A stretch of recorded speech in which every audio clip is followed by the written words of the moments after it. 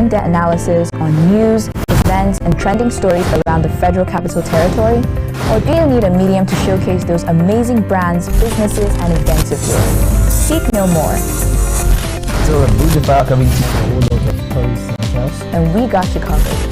Tune in to channel 124 on Startimes at 10 p.m. West African time on Tuesdays and Thursdays to be informed on policies, news, and they measure your farthest throw, and then you score points with that and add it up to all the other 8 events that they have done before.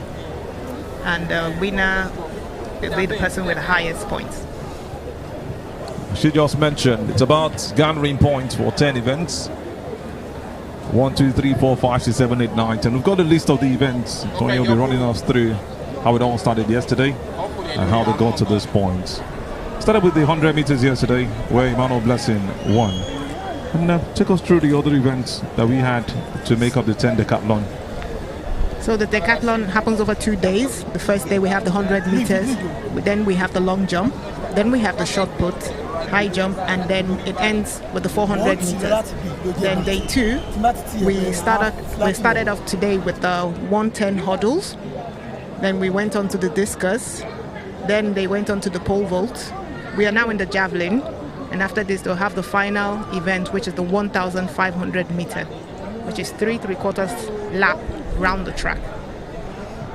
That's the last one, where the whole points will now be calculated to see how much you have gathered to be able to win this. It's time for another Algerian to make his own throw for the javelin. And they're just being extra careful not to go out of that line. Yes, the run-up can be, for those that are not familiar with the run-up, you kind of like take your run, then you start to cross your leg. If you see what he did, you start to cross your leg because you have to throw from the side, then you throw from the side and making sure you do not cross that line so that you can register your jump. That's the throw from that man. Chatas Walid Faris had to be careful. Made a good run-up and held that javelin. It reminds you of those movies you see. Hercules. Yeah, Hercules is one of them. Those, how do you call those movies, you movie buffs? They're usually Greek mythology movies because as we know, something like the Olympics started in Greece. So we had all these events like the discus. If you see, you've seen there's some very prominent Greek statues that have this discus and like shot put. And javelin was one of those ancient events, as we know, probably in everybody's village. This is one of the ways we used to hunt. So I believe that's where the idea came from, to hunt. So I believe that's where the idea came from, for the javelin to be part of the Olympic movement and then the track and field. I must tell you, this is a good throw. What they must have thought of is the fact that we are fighting and killing ourselves with this, with war. Why not use this as a means of sport? You can see them doing with joy, taking the attention off the fights and the wars that happened in the past. Beautiful throw again from another Algerian. Maybe not too impressed with what he has done, but he looks good with what we've seen. But he knows better. We have that man again back to make his throw. Was very much competitive at the pole vault, but when he got to 4.20 meters, he had to give up. Talti Walid missed his last 3, but this time around, he's got an opportunity to increase his points in javelin. Yes. Well, typically you have the javelin in the track. Standard football field is about, I think, about 190 meters. And I believe the world record is 90. It was originally 100 and something because before the center of gravity of the javelin was forward. So people started throwing further. And I believe one competition when, if I remember that name right, Jan Zelensky threw almost to the one end of the track to the other. They had to shift the center of gravity of the javelin so the weight will fall back and not forward.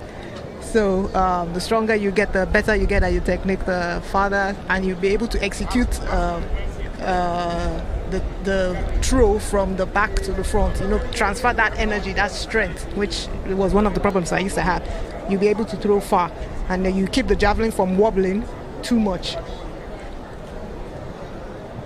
That's Emmanuel Blessing's throw. Didn't stay so much in the air. But this is like the first time we're seeing the javelin get stuck the ground. Easy to measure. Emmanuel Blessing doing some impressive stuff. Yes, the javelin doesn't have to stay in the ground. It has to just make a mark in the ground, and then the technical officials see that mark, and then you can measure it. But most people like to see it get stuck in the ground. Exactly. I am one of them, and so are you. So let's watch it to get to that point. Another throw from the South African who stood his ground as far as pole vault is concerned. He's coming in here now to do with the game. He wants to garner those points and be the champion for the decathlon, the only decathlon event we have for the under 18, under 20. And just a reminder, this is the under 20 decathlon javelin throw. Dek Kwetsi is his name. Did so well at pole vault. Let's see if he brings that same energy into this one. A great throw he's had. Yeah, the javelin went up too high, so it kind of took. It's like stone. If you throw it up, it will come down almost at the same place at which you took off from. So you have to throw the javelin forward. So you see, it went up, then had to shift its center off because of there's a weight there down, but it's kind of like hindered it from going as far as it could go. So you could just make it on a particular level and let it go on that same speed on a level, than making it go high and drop it. And I get your point now. Throwing a stone high doesn't mean it's going to go further. Yes, it's about calculating high forward, yeah. not high up. We've got another throw to be made right now by that man from Algeria. Chetas Walid Faris.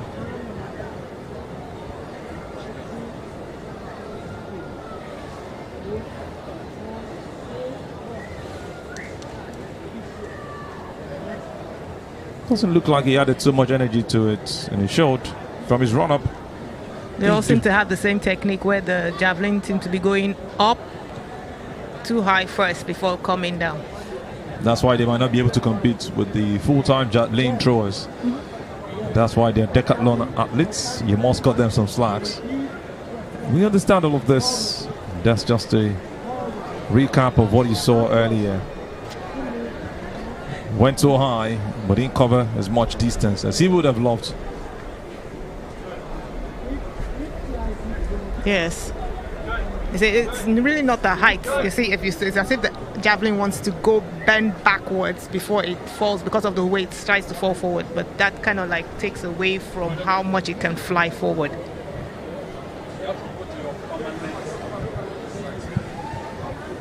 Interesting event, I tell you. There's still more to come, and he is looking to do it again.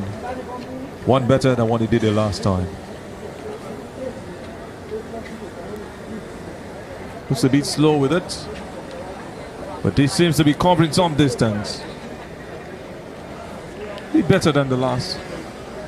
Yes, the run-up in terms of speed, like you said, it really not in the how fast you are. They have some speed throwers. We have seen people that you take a farther run up and run in, but a lot of throwers are more power throwers. So they don't really have a long run up. They just take some stride to give them some momentum in order to, launch that javelin. Griffin Mosene. A recap of what he had just now. Good to see him not go past on the line and showing that it's a good throw.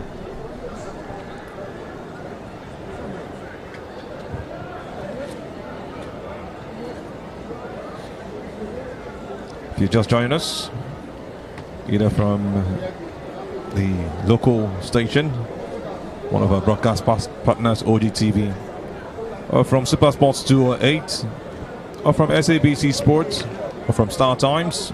You could also be watching from AIT or TVC, or streaming live on YouTube via Team 33 production. We say welcome once again to the CAA African Under 18 Under 20 Athletics Championships. happening right here in Abeokuta, Ogun State, Nigeria, at the MKO Abiola Sports Arena. This is a javelin throw, the 9th event of 10 for the Decathlon athletes, the under-20s for men.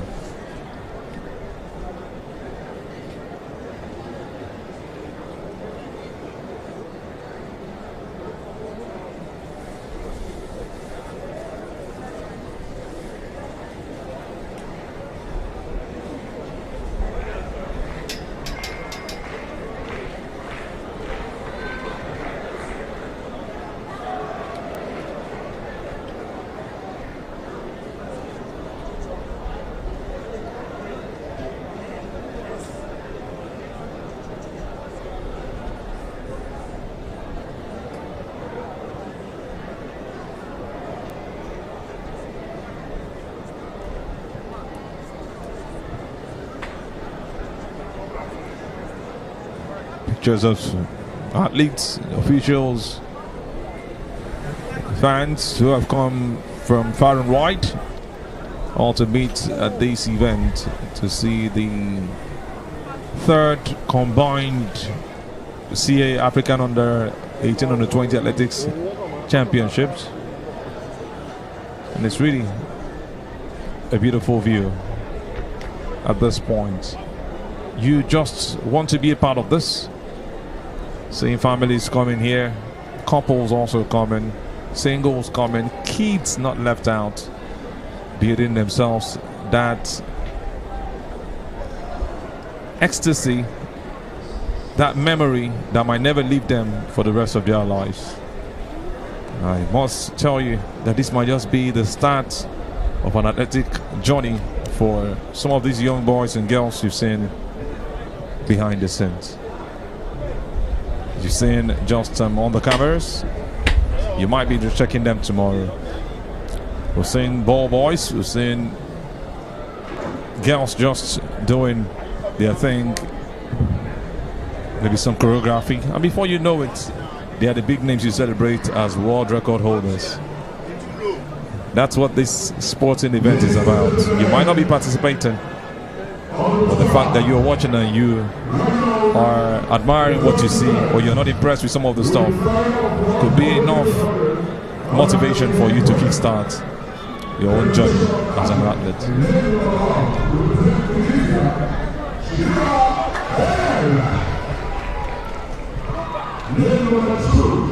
View of the athletes who are going to be running the 100 meters hurdles on the 18 women final. We've got Tunisia on lane 1. Chemba Ferreira, we've got Olaniwaju Kende on lane 2, Janse van Resborn Blume on lane 3 from from Namibia, Egypt's Ramadan Jana on lane 4, Jibo Jata from Burundi on lane 5, for Burkina Faso actually. These ladies are very much ready, they want to do something different. They want to win the medal for their nation. South Africa, please welcome Nukutula Matthews. And number 8 to represent Zimbabwe. Got the South Africans on the list. One Namibian, one Tunisian, one Egyptian, one Nigerian, and also one Zimbabwean. This is the one you have on the camera at this point. Barry, Sharon, then Yasha. South Africans, Neiman Nagan on lane 7, and on lane 6 you've got Nokuthula Amunthewa. The hurdles is an event where the ladies have to run, and there are 10 hurdles arranged on the 100-meter track. And the aim is to get over those hurdles without losing speed to the end to win. If you hit the hurdles, you might fall off. That's why it's called the sprint. They're doing it with the start. You can see the South Africans taking the lead. Lane 6 and 7. It looks like they're going to be taking this one. And Tetwa and Negon have won the first and the second position. Neiman Negon is your 100 meters under 18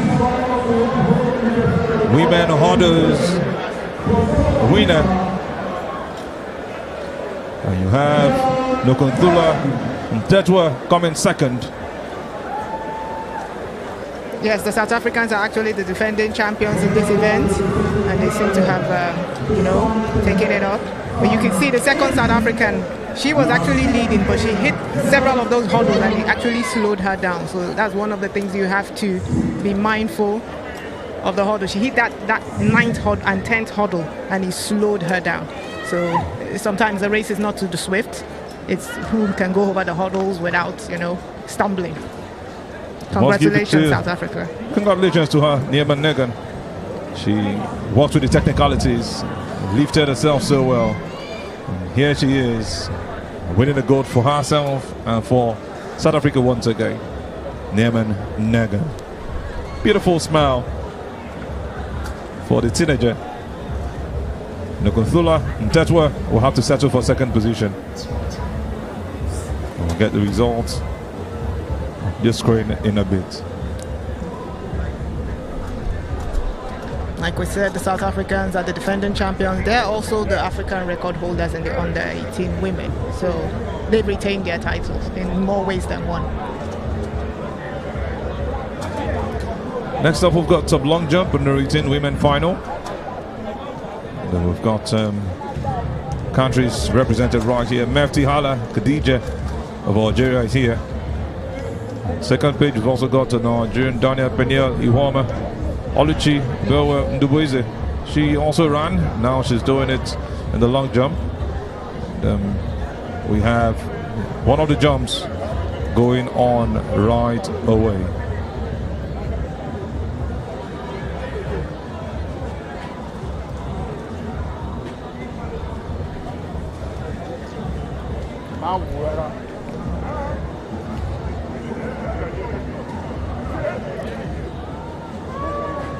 Uhobasara Lisa from Algeria is ready for her jump.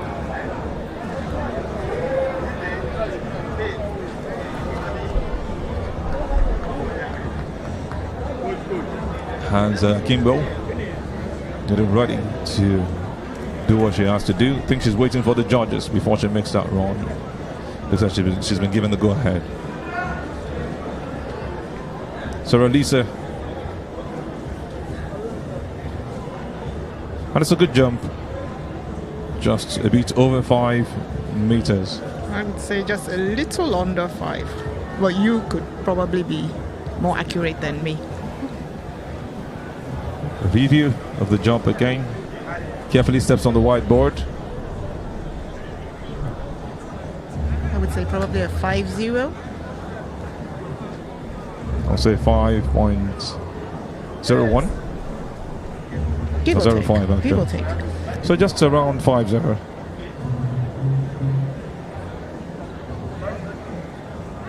Surely she'll want to do better. Next up, you've got Bukama Nibula from Congo. Beep number 061. Scott the long legs. Maybe this might just be some added advantage for her if she can lift herself so well. Run-ups might just also be needed at this point. Yes. Like I said, the long jump, it's when you have to take your run-up, measure it properly, and take off from either a 1 meter or a 2 meter board. I say that's a 2 meter board, and she has gone over, I would say, about a 5.4 meters would be what she did. And it's a white flag, so it's a good jump. As long as you do not step over the board, you will make a good jump. She surely makes a good jump. And look at her landing point. It would have been about close to 6 meters, but her body touched the wrong places, and clearly 5.22 meters was her jump. Bukama Nabulu of Congo quickly rushed down to the beach side for some interview with the winner of the just concluded 100 meters hurdles, and we've got Emmanuel Sebastian to take it away from us. We are here for the evening session, still at the MKO Abiola Sports Arena, and we began the evening session with the 100 meters hurdles for the under 18. It is the finals, and we have a South African, Negan, who actually won it in the end. How does that feel, running this race and winning gold medal in the end? It was very exciting to run in Nigeria. It was an experience. It was very fun. Tell us your preparations like in the build up to this event. How was it like coming into Nigeria, the weather, the trainings, the preparation, the practice sections? So describe that thoughts for us. After SS, we took like a week off just to recover from that season. And then we started again with the hard work and everything. And now we're here. And the weather, it's warm and very hot. Tell us about running alongside your compatriot. She was not too far away from you in the end. So how does it feel running together alongside her? It is very nice because I always have someone to chat with, and to know someone, it's very nice to run. Was there a slight competition amongst you both heading into this race? I know you both want to win, but in the end, what was it like for you, the competition? It was hard, and there was quite a competition, yes.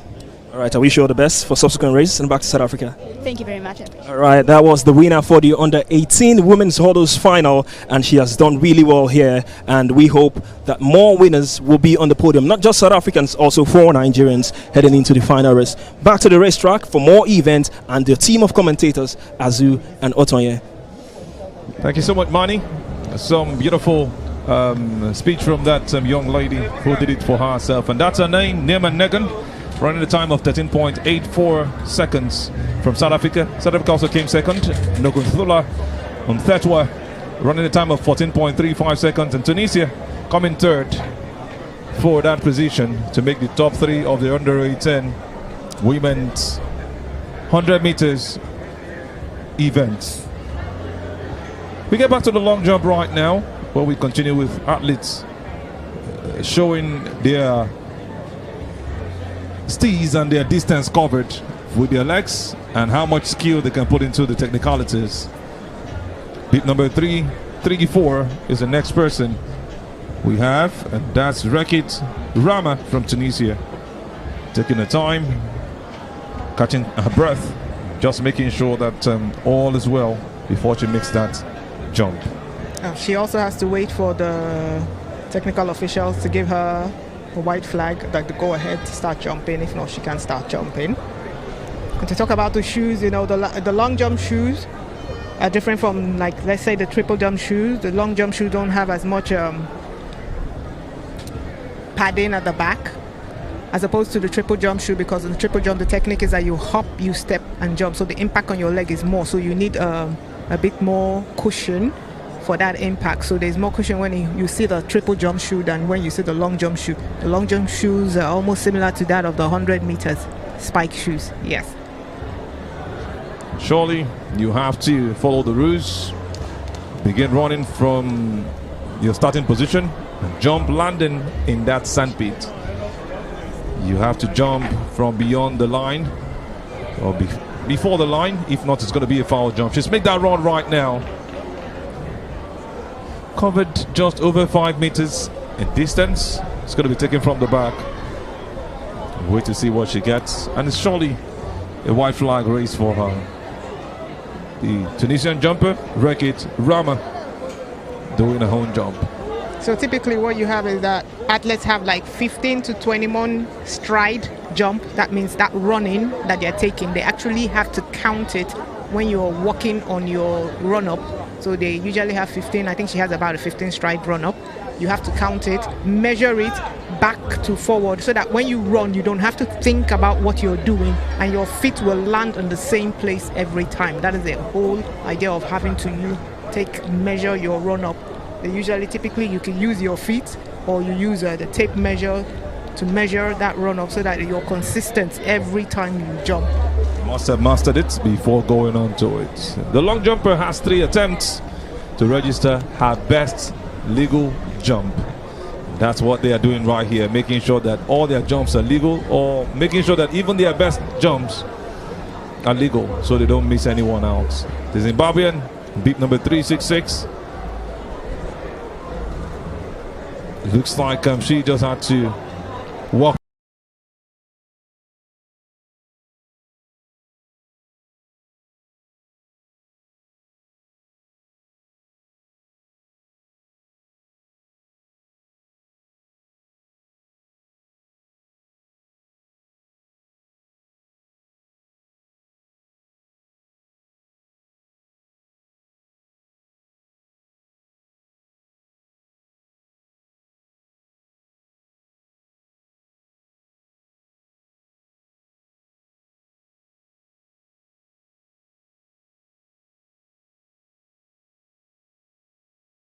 Iconic MKO Abiola Stadium, home of champions. Over 500 stars from more than 50 African nations chasing glory, chasing gold as South Africa fights to defend its crown. This is more than a championship, it's a showcase of strength, speed, and Nigeria's unmatched hosting spirit. Don't miss the fire, the flair, the future of African athletics. Proudly brought to you by the National Sports Commission, NSC.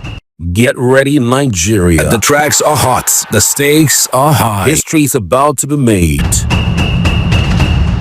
The third CAA African Junior Athletics Championship storms Abeokuta, Ogun State. From July 16th to 20th, 2025, the continent's fastest, fiercest under-18 and under-20 athletes will blaze the fresh new tracks of the iconic MKO Abiola Stadium, home of champions. Over 500 stars from more than 50 African nations chasing glory, chasing gold as South Africa fights to defend its crown. This is more than a championship, it's a showcase of strength, speed, and Nigeria's unmatched hosting spirit. Don't miss the fire, the flair, the future of African athletics. Proudly brought to you by the National Sports Commission, NSC. Get ready, Nigeria. The tracks are hot, the stakes are high. History's about to be made.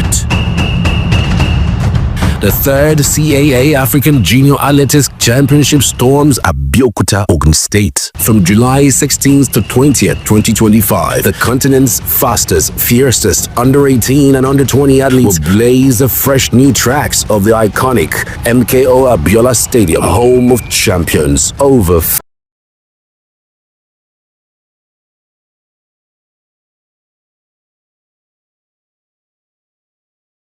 500 stars from more than 50 African nations chasing glory, chasing gold as South Africa fights to defend its crown. This is more than a championship, it's a showcase of strength, speed, and Nigeria's unmatched hosting spirit. Don't miss the fire, the flair, the future of African athletics. Proudly brought to you by the National Sports Commission, NSC. Get ready, Nigeria. The tracks are hot, the stakes are high. History's about to be made.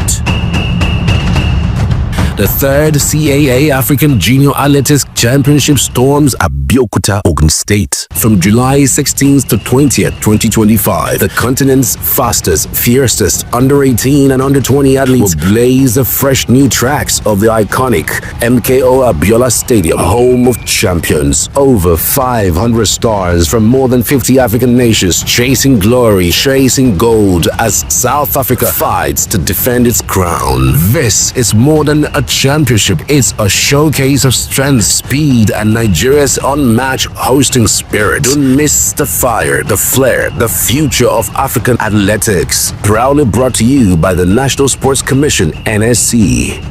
Get ready, Nigeria. The tracks are hot, the stakes are high. History's about to be made. The third CAA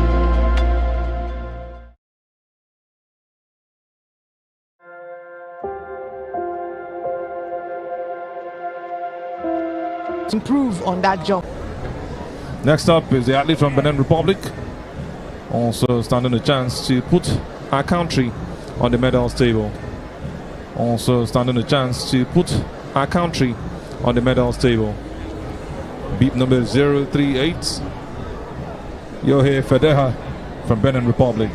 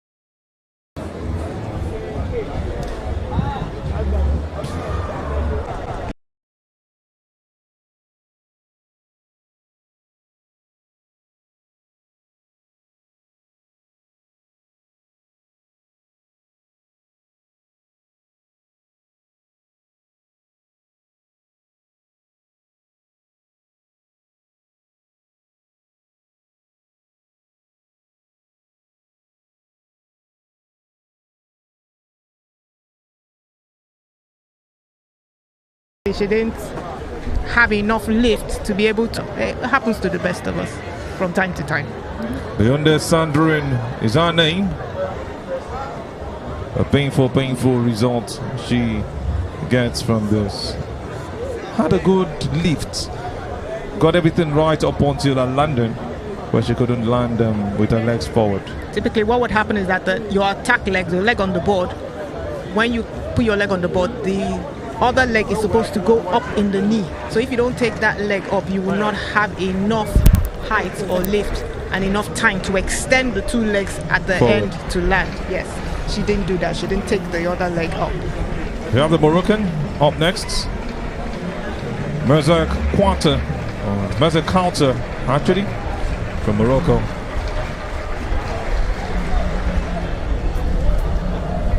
It's a good jump. Surely didn't overstep the white bird. You can see the white flag up, but not as much distance covered.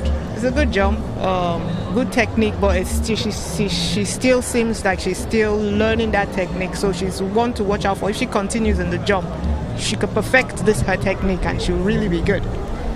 When you watch athletes like Asa Broma, you're joyful to watch them over and over again. She continually grows, and I love the fact that she still keeps fit even after the amount of years we've known her doing this event. And just to confirm, 5.35 meters for that lady Merzak from Morocco. Next up is the athlete from Mauritius.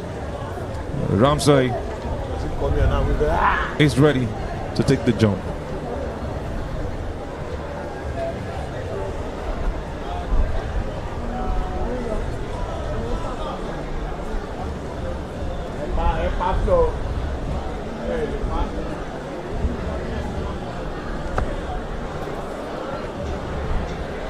Oh, but that was a good technique. It was a no jump, yes, but you could see the potential, and she used the hitch kick method. I can almost predict why they got her. She has the height for it. The thing with tall people, though, is that you have to make sure they are able to utilize their height, which for some funny reason is very, very hard sometimes. But she has such good potentials. You can see that her landing, she really stretched that leg and put it out there. So what her coach does do now is to adjust her run up a little bit so that she can land on the board properly. It was a no jump, and Ulego stepping just over the white bird, and that made it all wasted for her. I love the way she bent backwards before making that run, and the hitch kick was well used, what most of us see as air walk. And it's time for the Nigerian, drawing some motivation from her fans. Peniel Iwama, first Nigerian, and the only one in this event. Very poor distance covered. It was a good jump, actually. So this is below 5 meters.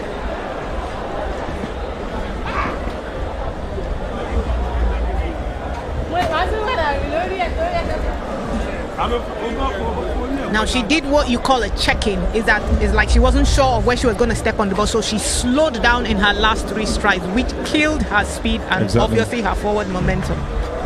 So the technique before jumping is even as important as your lift. This is why you must be certain of your run-up.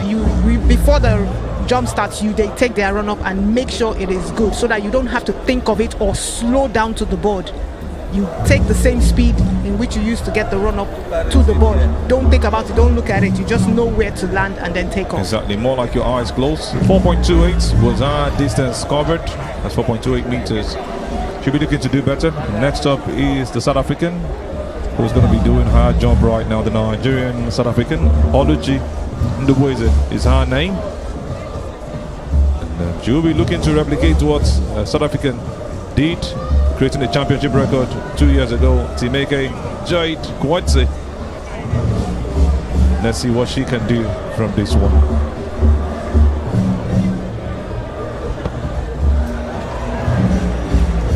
It's a no jump, but you could see, number one, she had speed in her run-up. And her technique was flawlessly performed. So all she has to do is to adjust her run-up. She probably overshot. Yeah, she overshot that board. So she probably has warmed up a little bit more, a bit since when she warmed up. So now she, the warmer you are, the faster you are, the longer your stride. So it is always possible that you are going to go over the check mark. I tell you, the beautiful lady from Nigeria doing it for the South Africans has just shown you that she's got it. She came fourth in the 100 meters race yesterday behind the other three Nigerians. This time around, she wants to do so well, Oluchun Dubueze.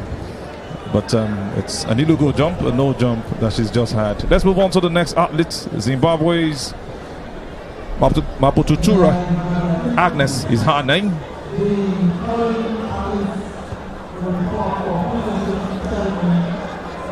She's just done what she has to do. It's actually a good jump, not overstepping the white bird, but not as much distance you would have wanted to cover.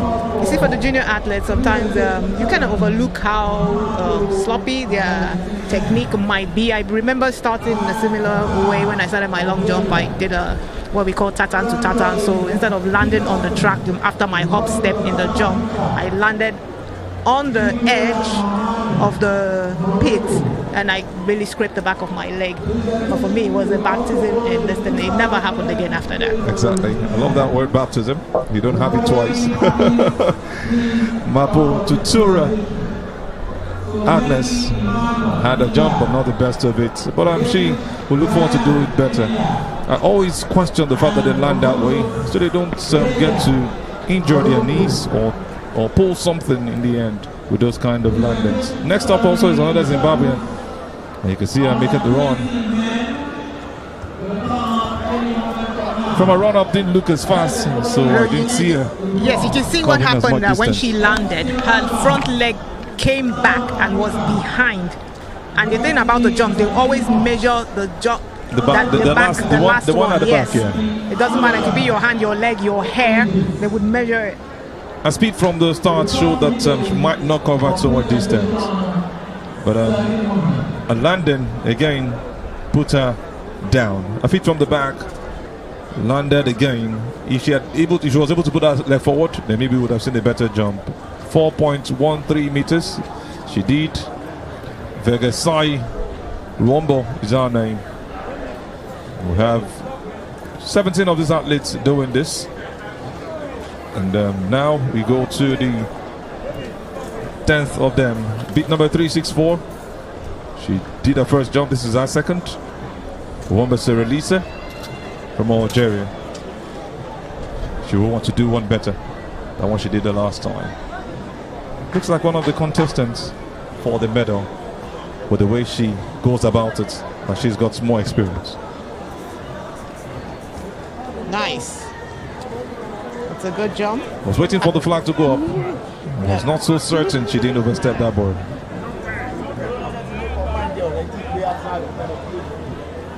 She actually got it right, and this is some good distance covered. Yeah, she has a very good finish. She's able to hold. She's using the whole technique. She's able to hold and then shoot her leg out in front. That technique has really helped a lot. Sometimes they're not even better than you, but technicalities will help them win the core strength. the I couldn't jump like this. I used the hitch kick because for some reason, probably because my spine is not straight. She has jumped to 5.31 meters. Good jump, good start. And then we'll move from long jump. We've got some other events coming up. Another hurdles, and that's the 100 meters hurdles for the under 20 women's final. And we've got Nigeria, Bakwonya Chika. We've got on lane 2, Belhadi Malak from Algeria, Zimbabwe, Ruvowo Pahene Ruvimbo on lane 3. We've also got on lane 4, Simbada Ruvimbo from Zimbabwe. And on lane 5 is Asefa Tigist Bantidero from Ethiopia. Lane 6 has got Belhadi Malak from Algeria. And on lane 7 is Ramokoboba Tumi Hope from South Africa. Just take that as Tumi Hope from South Africa. And sometimes it's really hard to pronounce the names from other countries, but we try. Apologies if we butcher your name at some point. I will not do that. There is no butchers. I just have missed it. Tongue twisted names actually, but it makes it a learning curve for me. Ramo Boba Tumi Hope is her name, from the Republic of South Africa. This is for the 100 meters under 20 women's final. And we've got 7 of these athletes ready to take their run past the hurdles.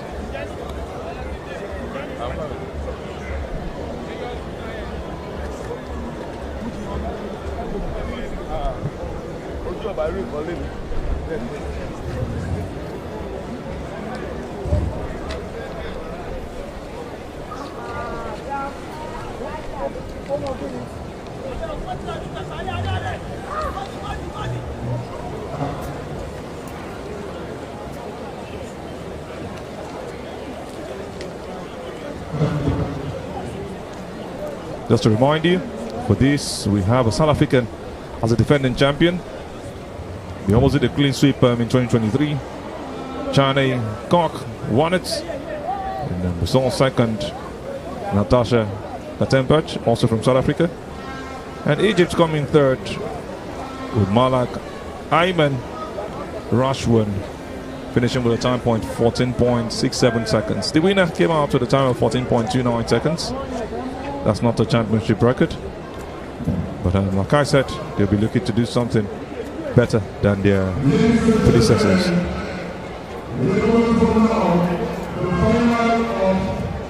Shot put under 18 women. Presentation of athletes to represent Namibia. Also to let you know, it's been back-to-back victories for South Africa. They also won it in 2019 when the combined athletics event began. Rogal Joseph won this event. And also we had Antoinette Van der Merwe, also from South Africa, comes second, with Victoria Adumbi finishing third for Nigeria. That was a time of 13.97 seconds. One of the best times also run in this race. Yes, it's also good to note that the African record for the under 20 women is being held by Tobi Amusho with a time of 12.83 seconds, set in 2016. 13.83 seconds. That's a whole lot for these athletes, but they can make it happen. 12.83 seconds, pardon me. And that's also the world record holder for the 200 meters hurdles. And the 100 meters hurdles, actually. And we have the Nigerian very much positioned for this one. Could she do what predecessor has done? 2 Nigerians waiting to win this 100 meters under 20 women's hurdles final. We've got Bamiboye Divine and Precious Okwagene also in this race.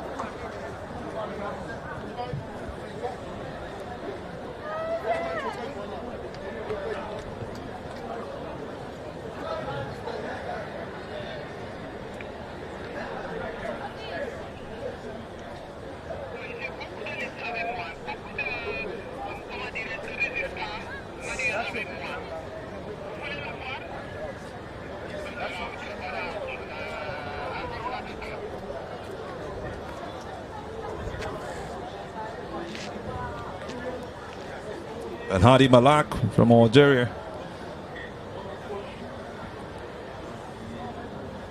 It's really prepared for this.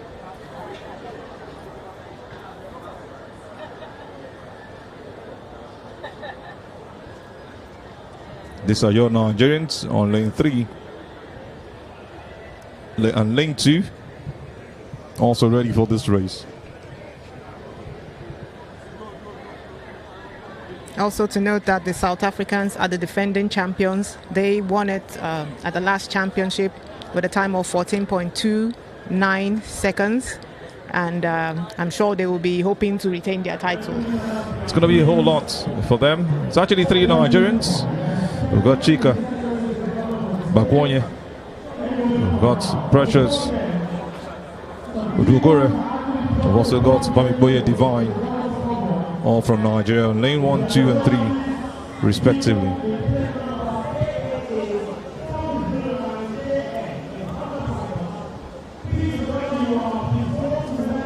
On lane 4, it's Simbada Ruvivo Dafeni from Zimbabwe. You got on lane 5. Asefa Tejas from Ethiopia. On lane 6 is Belhadi Malak from Algeria. And on lane 7, beep number 888 is Samu Boba Tumi Hope from South Africa.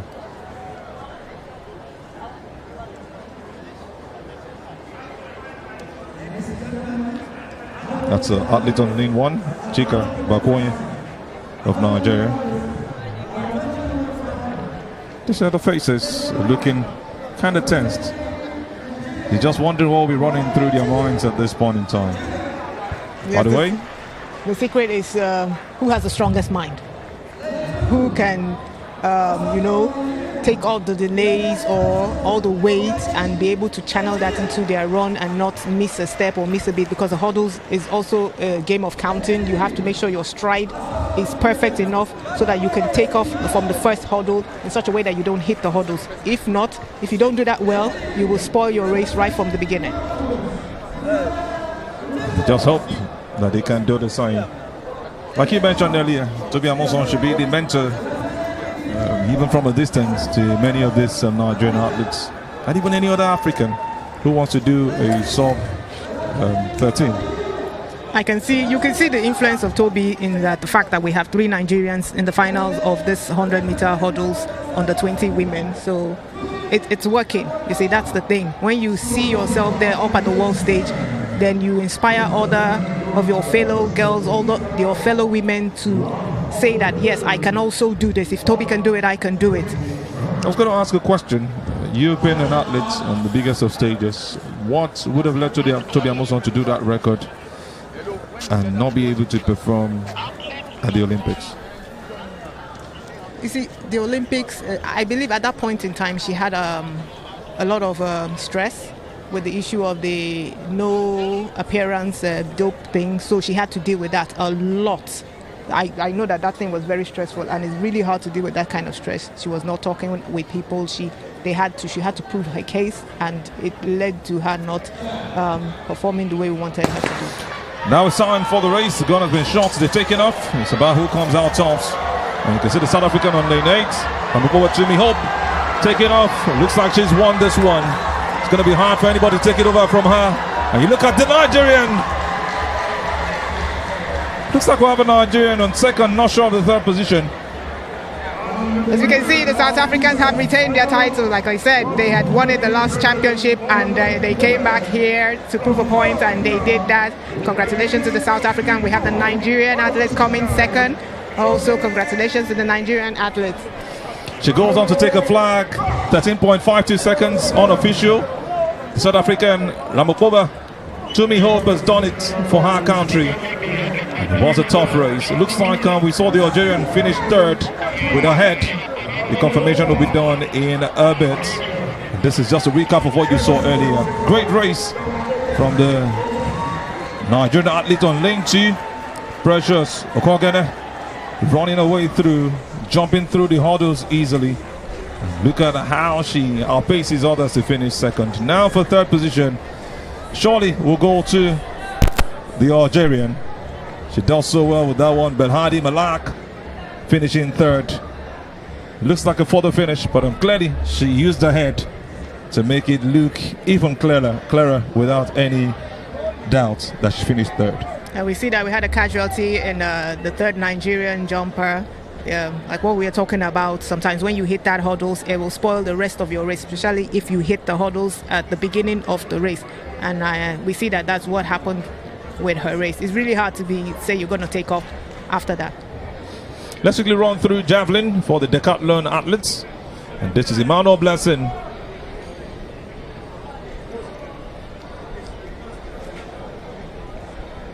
So we round off from that one.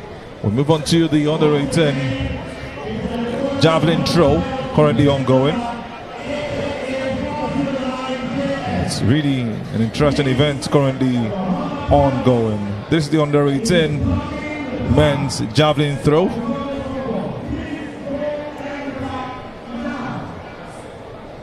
I just saw Nigerian have his throw beat number 197. Bamidele had a distance of 56.10 meters covered from that throw.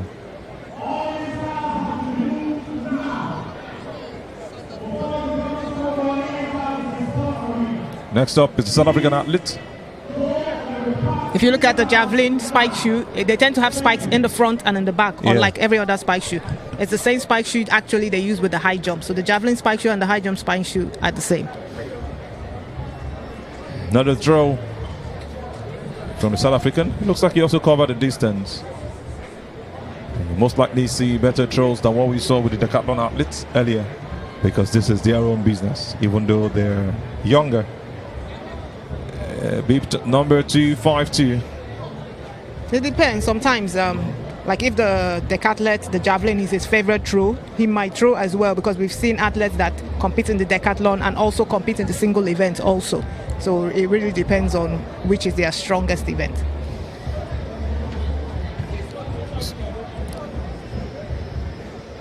While we watch up this event still ongoing, let's get to Emmanuel to give us some words from the athlete who just won from South Africa the 100 meters women event.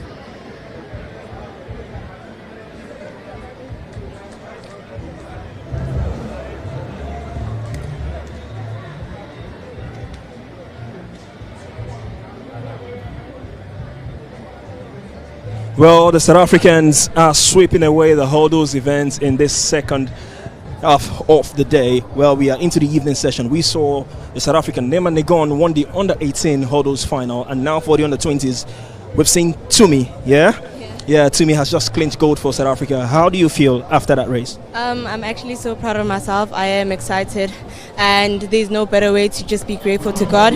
I defended my title as I said I would, and I'm really glad that I did that. Does that add extra pressure to this race, knowing that you want to defend your title? It does, just a bit, but knowing that I'm capable of winning it and seeing how I've been training, I always knew that I'm ready, just that I didn't know what kind of competition I have. But being a confident girl and a girl that believes in God, I knew that I had this in the bag. Talking about training, I know every athlete has their own perspective of the weather, but what would you say about the weather here in Nigeria since you came? It's really humid, and for me,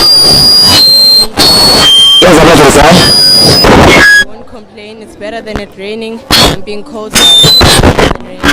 We saw you compete earlier on in the under-18s, also clinched gold. Was that an extra motivation for you to match that, what she just did?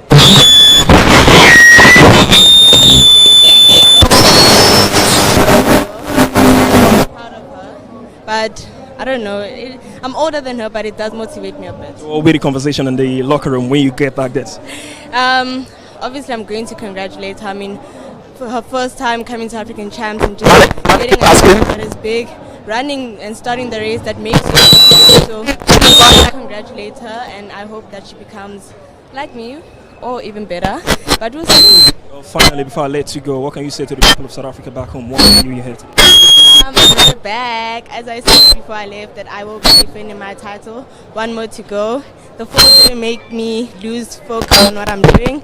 It actually made me hungry, it made me angrier to actually show Nigeria what I'm good. Congratulations and all the best to me. That was Tumi from South Africa. She just did justice to the under-20 hurdles.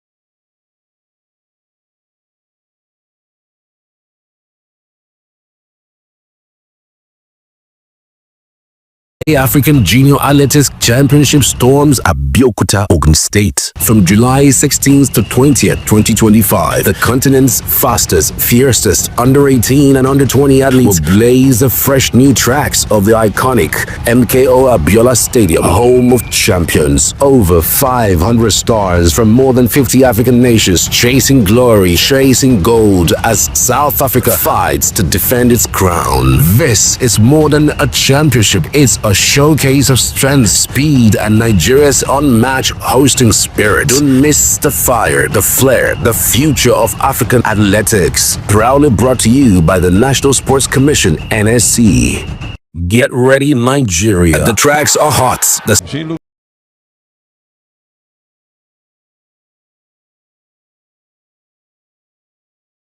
Stakes are high. History's about to be made. The third CAA African Junior Athletics Championship storms Abeokuta, Ogun State. From July 16th to 20th, 2025, the continent's fastest, fiercest under-18 and under-20 athletes will blaze the fresh new tracks of the iconic MKO Abiola Stadium, home of champions. Over 500 stars from more than 50 African nations chasing glory, chasing gold as South Africa fights to defend its crown. This is more than a championship, it's a showcase of strength, speed, and Nigeria's unmatched hosting spirit. Don't miss the fire, the flair, the future of African athletics. Proudly brought to you by the National Sports Commission, NSC. Get ready, Nigeria. The tracks are hot, the stakes are high. History's about to be made. The third CAA African Junior Athletics Championship storms Abeokuta, Ogun State. From July 16th to 20th, 2025, the continent's fastest, fiercest under-18 and under-20 athletes will blaze the fresh new tracks of the iconic MKO Abiola Stadium, home of champions. Over 500 stars from more than 50 African nations chasing glory, chasing gold as South Africa fights to defend its crown. This is more than a championship, it's a showcase of strength, speed, and Nigeria's unmatched hosting spirit. Don't miss the fire, the flair, the future of African athletics. Proudly brought to you by the National Sports Commission, NSC. Get ready, Nigeria. The tracks are hot, the stakes are high. History's about to be made. The third CAA African Junior Athletics Championship storms Abeokuta, Ogun State. From July 16th to 20th, 2025, the continent's fastest, fiercest under-18 and under-20 athletes will blaze the fresh new tracks of the iconic MKO Abiola Stadium, home of champions. Over 500 stars from more than 50 African nations chasing glory, chasing gold as South Africa fights to defend its crown. This is more than a championship, it's a showcase of strength, speed, and Nigeria's unmatched hosting spirit. Don't miss the fire, the flair, the future of African athletics. Proudly brought to you by the National Sports Commission, NSC. Get ready, Nigeria. The tracks are hot, the stakes are high. History's about to be made. The third CAA speed, and I don't think that's actually the normal speed she uses. So she has overshot her strides, so it's gonna be off. She looks as if she's not in the confidence in the run up that she has. It might be probably the injury, because you can see she has some strapping on her thighs. Back the board and jump. Nice jump.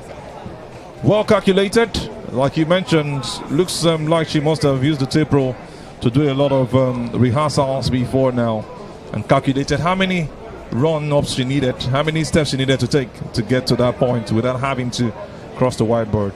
Typically in a week, you could do up to 30, 50 run-ups. You take your run-up over again, you test it, so that you perfect it, so that you could do it with your eyes closed.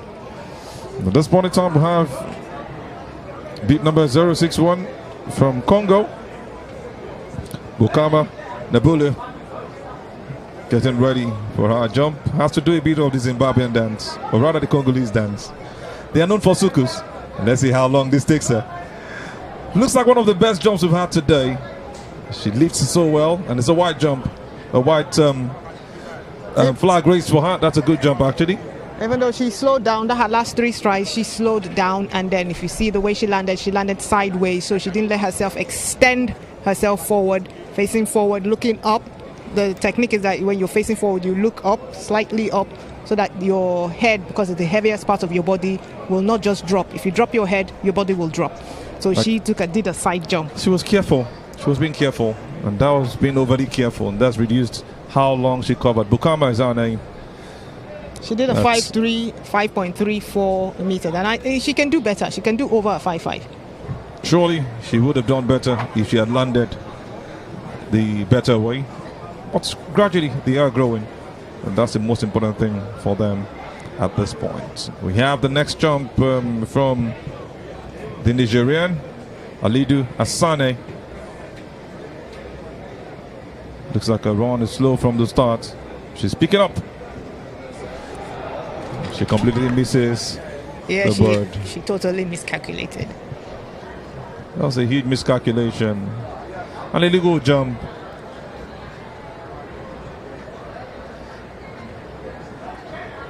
What she would need is a lot of technical work. She needs to be worked on technically. She's probably not very familiar with which of her legs is her takeoff leg. You could see she couldn't tell which of the legs to use to take off. So she needs a lot of technical work. But she has the potential. She has the height and the build for this. So it's a question of having a really good coach that will take her through it. I was so believing that she was going to do so well with that jump. Let's go now to the Tunisian. Hit Boithania, who is running or taking the next jump actually.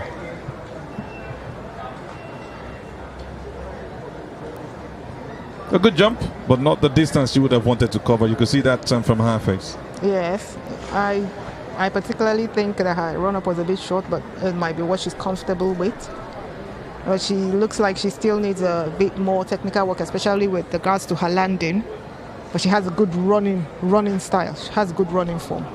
Just a little bit more work in her running and a bit more strength training to be able to, power it. It requires a lot of strength to go through that and then attack that board. She keeps looking back. So much of that innocent look, and she gets some motivation from her fellow Tunisian, Rekit Rama, who's going to do the next jump at this point. I like confident. Her name. I like her name. Sounds almost like a rocket, somebody that's going to take off at any minute. And let's see how much of a rocket she can shoot with the next jump for herself. Rekit Rama.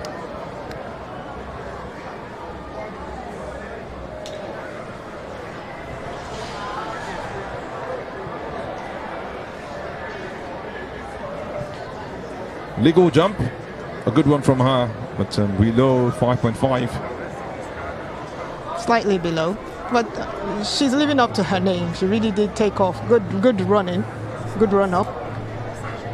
But she stretched to the board. You can see that her last three strides, instead of usually you have to shorten your stride, but she widened her own stride, so it will slow you down. And it affected how much distance she could cover in the air. Yes. Painful for Rekit Rama, but a good one for her in the end. At least it was a good jump to be registered. Next up is the South African, Skylar Van Dijk.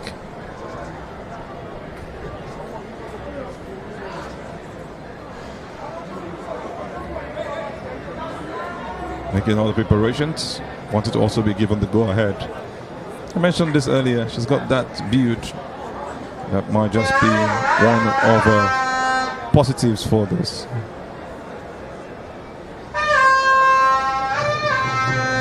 Looking forward to having a good jump.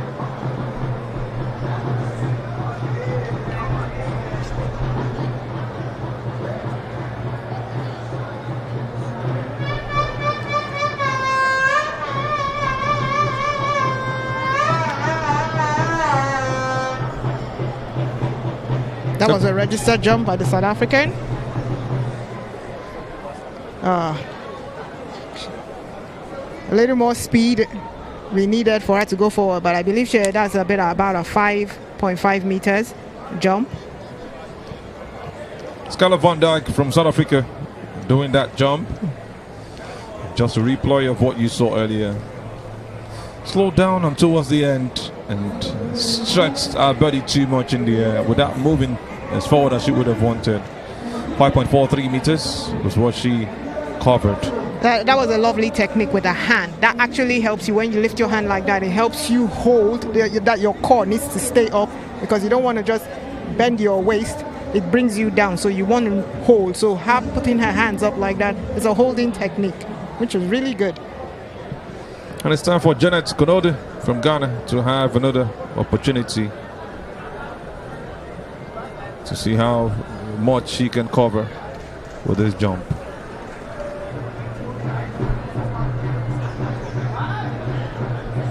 A tremendous amount of checking, and it was a no jump. You could see she started checking from halfway through her run up, and by the time she got to the end, even her body posture wasn't right. That you see she landed sideways.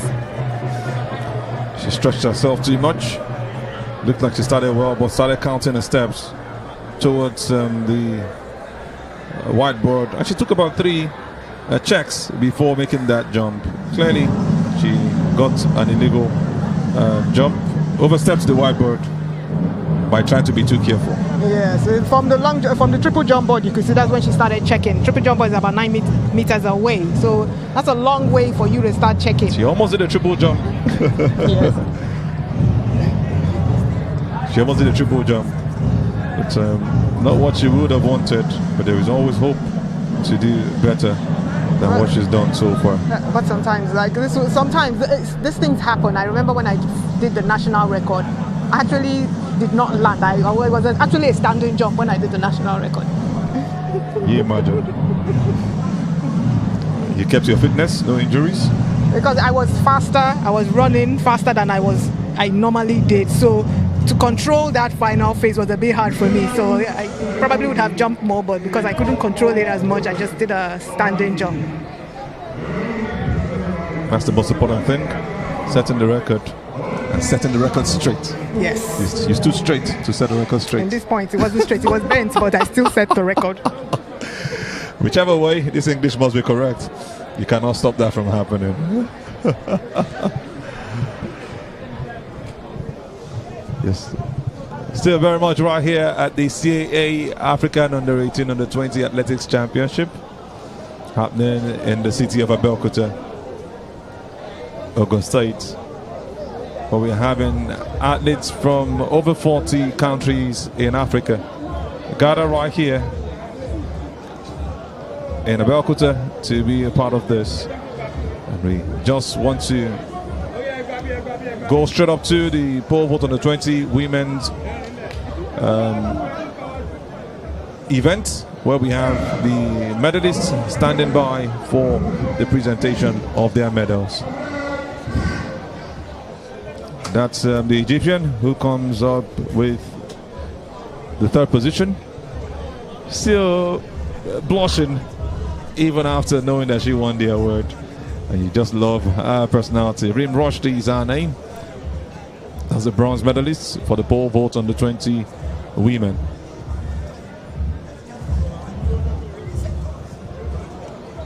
So much joy for her. And that innocence is what you also love about her. And we go now to the silver medal.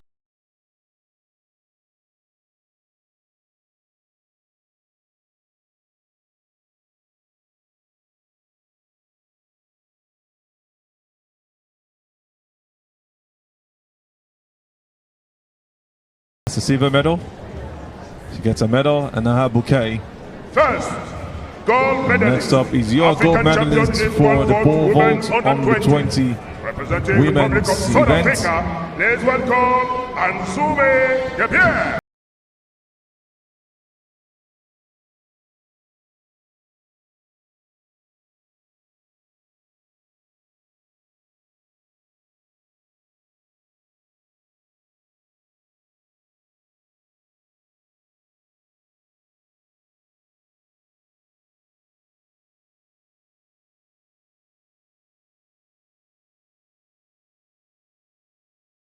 Your 20 women's pole vault event. Ansume the beer is high now. We return to the right for the anthem.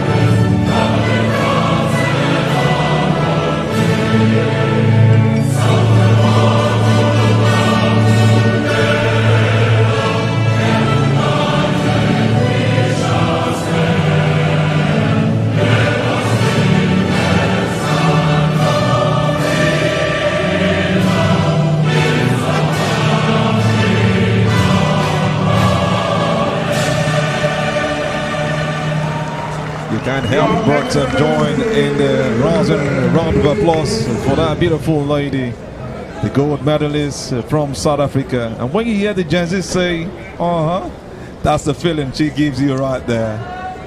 Tears of joy showing on her face, and what some level of happiness holding on to the Egyptians who surround her from the silver and the bronze medals. It's all joy for her and all joy for all three of them. I tell you, it's a beautiful piece that we see right here. Congratulations, South Africa, for the pole vault on the 20 women's events. We also have the presenter of the awards, one who's also done it at the Sydney Olympics, gold medalist winner who has come out. Totoya. Yes, he's called Fidelis Gazama. He was part of the 4x400 meter relay team that took the gold at the Sydney Olympics in 2000. That's another great athlete, former athletes coming here to be a part of this event. So when you talk about the cream de la cream of athletics in Nigeria and Africa, we have them right here at the CAA Africa Under-18 Under-20 Athletics Championships. We say congratulations to the winners once again, South Africa and Egypt having two on the podium. Yarity Yahia representing Egypt. L'Égypte au couloir numéro 1. Lentu 328 representing Zimbabwe. Chahonda Sawananziasa. Le Zimbabwe au couloir numéro 2. It's time for the 110 meters hurdles under-18 men's final. And we've got your athletes on your screen. Starting with Ederini Yahya from Egypt. Ederini Yahya from Egypt, actually. Chahonda Tawana Yasha from Zimbabwe on lane 2. On lane 3 is Fenyo Mian from South Africa. And on lane 4 is Arthur Mahalilio Kwasi from Ghana. Lane 5 has got Asher Yosef from Egypt. And on lane 6 is Benyekzar Mohammed from Algeria. On lane 8 is Gowon Oganedono Gift from Nigeria. That's your Algerian on lane 6. Beep number 013, Benyekzar Mohammed from Algeria. On lane 7 is the Egyptian Madishona Natipa, also making it to the list.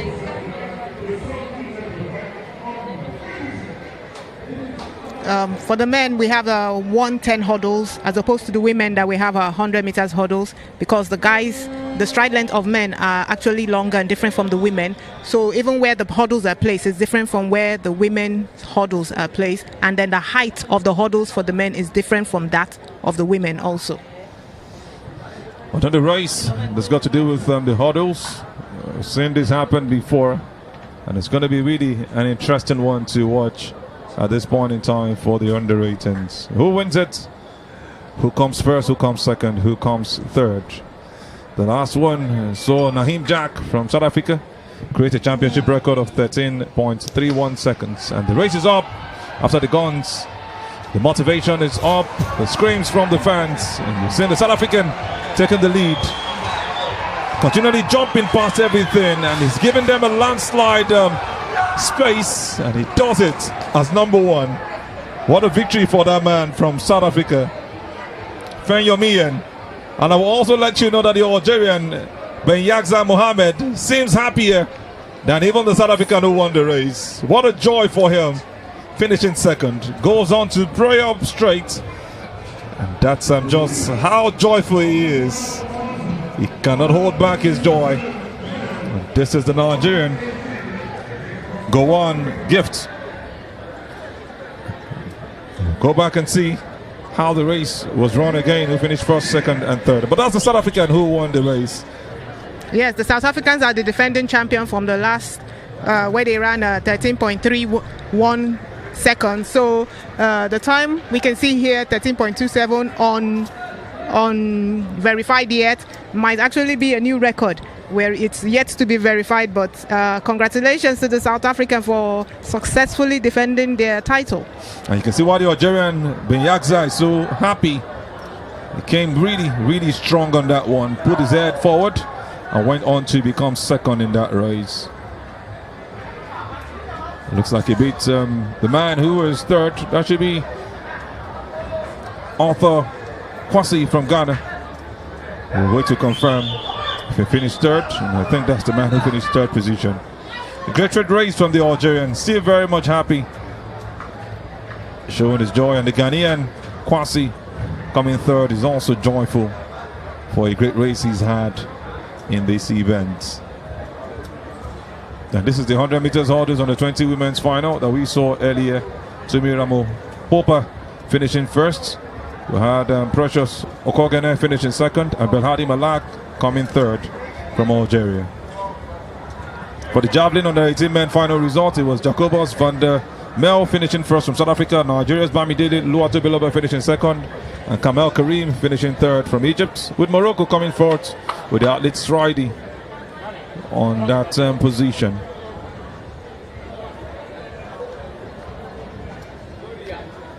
And just to remind you, this is the winner for the just concluded race, the South African, running some brilliant speed from start to finish.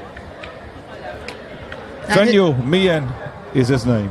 Yes, and his run of 13.27 on unofficially, like we said, might be a new championship record. So we will see about that. We shall see about that. He most likely has broken what Nahin Jack did in 2023. By the way, we go back to the long jump event. That should be a good jump, not so sure. It's a good jump, but she slowed down at her last stride. She slowed down. She really did. She was checking it. That can be a problem when you're a youngster starting out in the jump, this kind of technical event. So it's something that can be corrected over time. Clearly slowed down, just not wanting to go past the whiteboard. Bukama is her name, Bukama Nebola from Congo. Not happy with the result. She looks back a couple of times and look at how she took off. Still landing with her side, limiting how much she would have covered. The lady from jumped Congo. 5.18 meters. She wants to do better. I think she has a better jump already. Yes, after the first 3 jumps, they're going to select the final 8, the top 8, to go on to do the final 3 jumps. So what you want to do is to make sure you're in that final 8. So you want to do your best jump, at least try and do your best jump in those first 3 jumps. Some have been taken off. We'll confirm that in a bit. A very distant jump. You will see a white flag for her, but not what she wanted. And she walks it back and cancels it. So that's another technical thing you could do. You see, the thing about jump is that sometimes for no reason, your jumps, your jump can just change. You'll be landing like 2 strides away from where you normally land. A lot of factors. The wind could be more, it could be hotter, you could be warmer, you could be more gingered to run, so you run faster, and the faster you run, the longer your stride, and then you're likely to now overshoot the board. Not what she wanted, so she had to walk back. So she has an opportunity to retake that jump. No, that jump is gone. Cancelled. What she has to do is to make sure that her first 3 jumps, she has scored enough to place in the final 8. And that's what we're looking forward to. Next up is the South African, who's going to be doing her own jump at this point in time. Skylar Van Dyke. It's a good jump, just below 5.5. White flag race. We'll confirm how much she covered in a bit.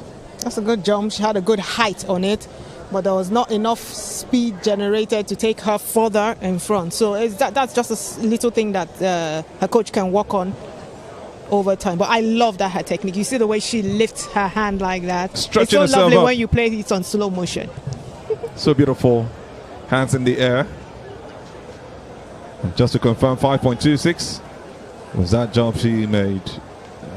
Sometimes they are happy that they've done a good jump, but they look at the board and they see what they've got. They just know, oh, I should have done way better. Morocco comes next. That's the Moroccan you have on your screen, getting ready for the jump. Mazak Counter from Morocco.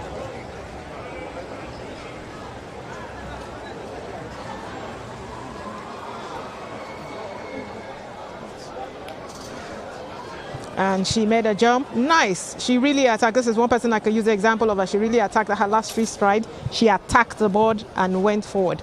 For her also, I think a little more strength training for her, but nice technique. Nice line. You see the way she shoots her leg and shoots it out like that. So she did not waste any of that her landing. Good jump from her. Possibly she would have even done a bit better. But from what we have from the athletes so far, 5.49 is a good record for Mezak Kalza.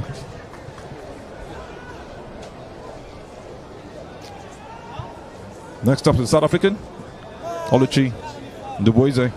Still part of the rest and wants to actually win this one.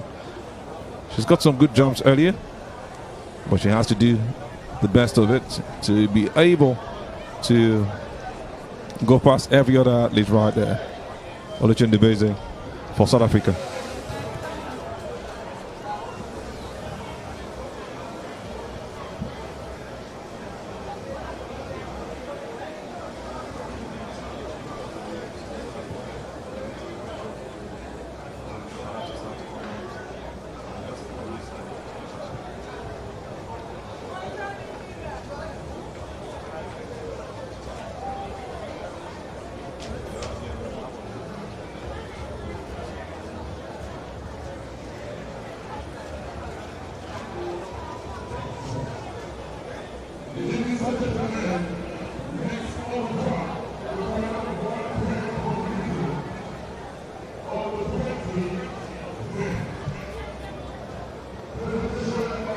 Nice, that's a good jump. You could see the speed, the takeoff, the speed she had, and her attack on the board. Just a little, her finishing, you can see one leg is behind and one leg is in front, but that usually happens to most athletes, a lot of athletes. So that was a good jump. It should be about 5'6", 5'7". That's a good jump. She actually took her time in the air and stretched her legs forward to push her forward. She should be happy with what she's done. Doing over 5.5. That's a good jump. Yes. Oluchi Duboise.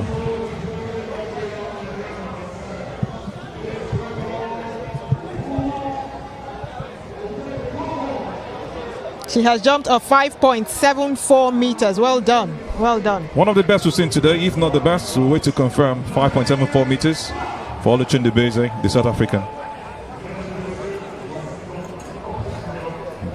Next up is the 110 meters on the 20 men. Yes, next up on your screen. We're getting ready for this one that has got the athletes ready for this event. What a jump is gonna, what a race is gonna be actually. They are getting really poised for this. You might have seen a couple of these faces if you've been following this event. But let's go straight up to the race. It's really going to be interesting and one that you should watch out for. That's your Nigerian outlet on your screen.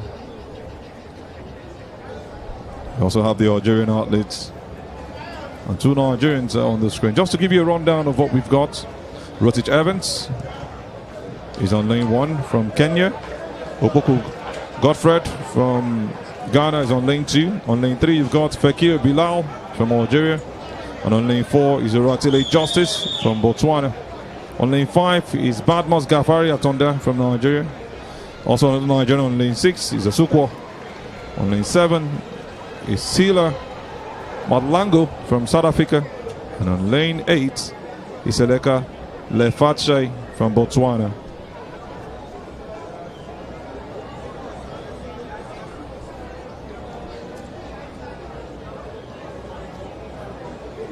Just a confirmation of the 110 meters holders runners.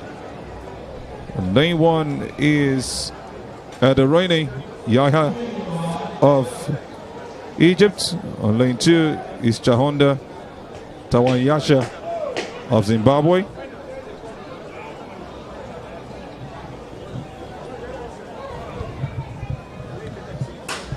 In this event, we have the Algerians at the defending champion. Just a correction of what we have for you. This is the under 20s women's 110 meters hurdles. Men's 110 meters hurdles.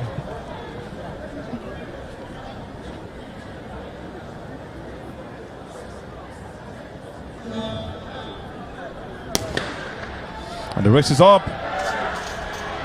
Gradually seeing the South Africans, as usual, setting the pace. From lane 8, it slows him down a bit. Looks like the Algerian has caught up. And now that is a photo finish. A photo finish for second and third. But first, clearly, we have an athlete on lane 2 who has won the race.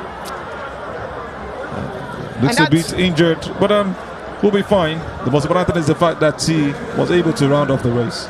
And that's what happened when you hit the hurdles in a very bad angle. You see he was clearly leading the race.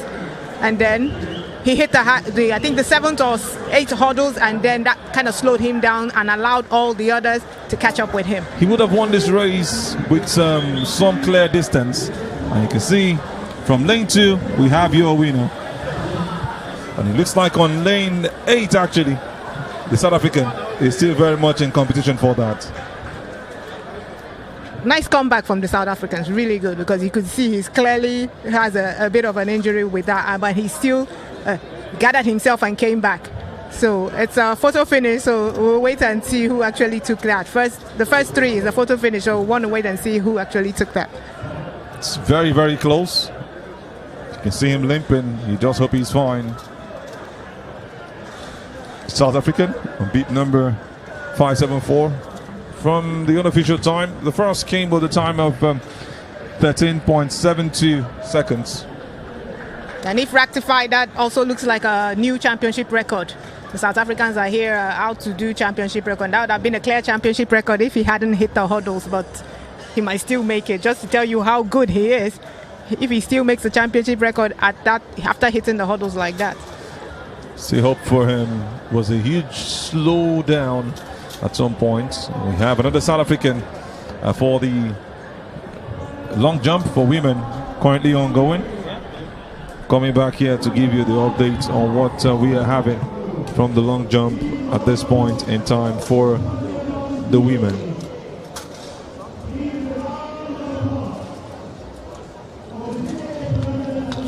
The under-18 women's final is what you have right here. South African Skylar van Dijk is next up. An opportunity to be a part of the next move. We are working with the final 8 at this point. Then gradually we'll see them close to the lowest numbers, where we'll have first, second and third as winners. Yes, after the first 3 they picked the final 8. Oh, and she has done a no jump. Oh, okay, it's good. So what that means is that usually when you see from here, that means she stepped in such a way that there's no space between doing a no jump and the distance. So her leg was perfectly on the board. Yeah. Takes the time, takes a slow run from the start, picks up, and it was a perfect jump. Skylar van Dijk looks somewhere around 5.5 or less.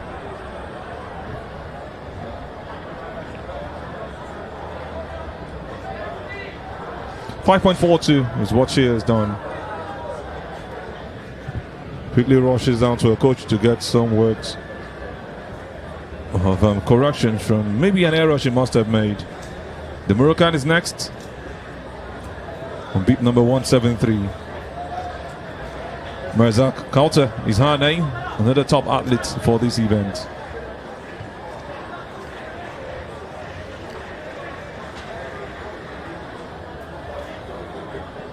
This is not the best of her jumps, but she still got the white flag up to account for her. Yes, she does. It kind of seems like she has a really long run up. Sometimes it helps if you can cut it short, if you know you're going to get tired if you run too long. So you either make it shorter or you build up your speed. Her run-up seems to be a bit too long, so by the time she gets to the ball, she tends to get tired and slow down a bit. That's some lengthy run-up like you mentioned, but you work with what pays off for you. We have one who seems to be the leader of the jumps. She's done about 5.76 in her last. The South African Oluchi Ndubeze is next up again, looking to do better than what she did the last time.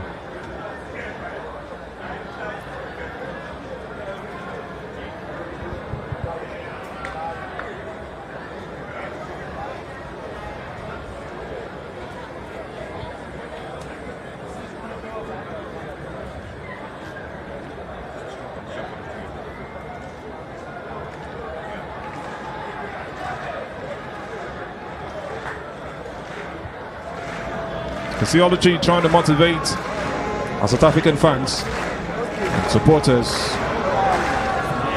She wants to get this one even better. She Trying to psych herself up with the crowd. Oh, that was a good but a no jump. Clearly a no jump, oversteps the whiteboard.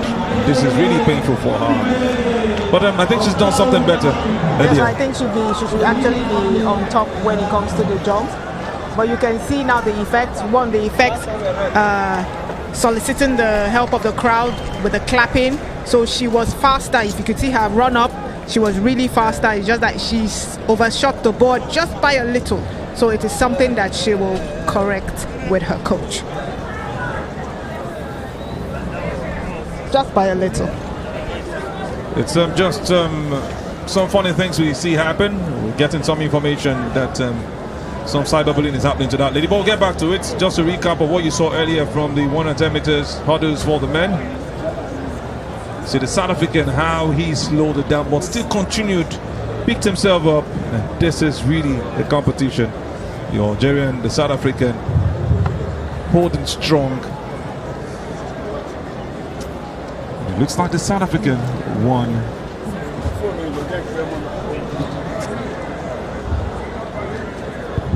This is really, really close. We are watching from an angle, but I could it looks like it was a South African. It looks like it was a South African. This is it. Clearly, South African comes first, crossing the line. And just one thing the viewers will want to be sure of. Are you supposed to cross the first line first or cross the two lines where you have the numbers written? What this makes is you the photo winner? finish, but there's a line on the track. That last line, you need your chest, your torso, need to cross. So you can see his torso, the South African, is well ahead of the other two. Well, that's a way to win it, and he does it fantastically well. Congratulations, South Africa, once again. Get back to it. The long jump event ongoing.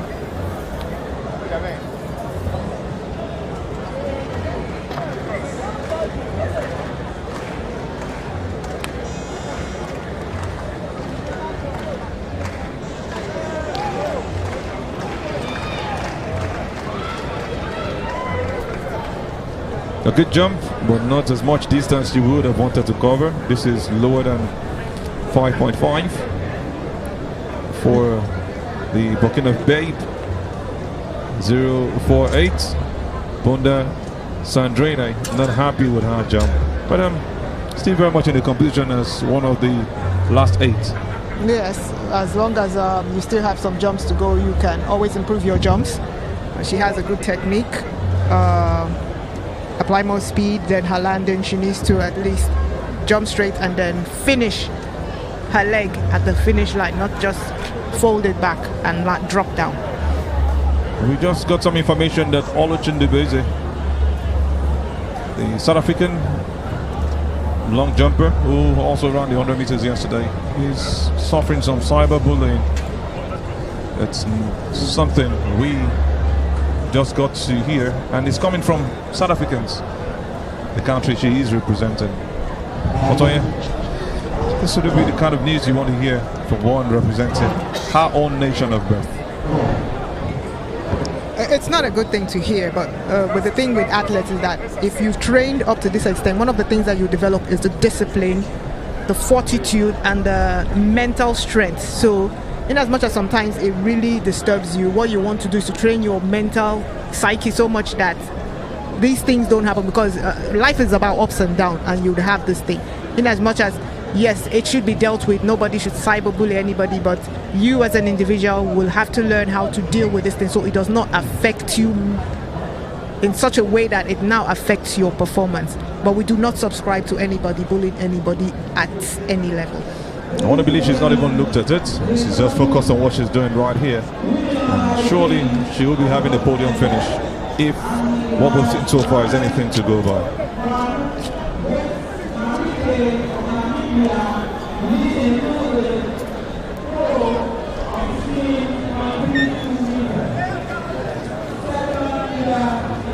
More jumps still very much ongoing.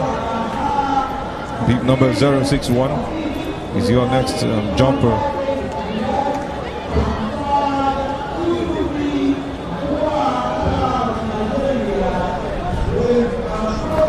A good jump, but not the right distance you would have wanted to cover.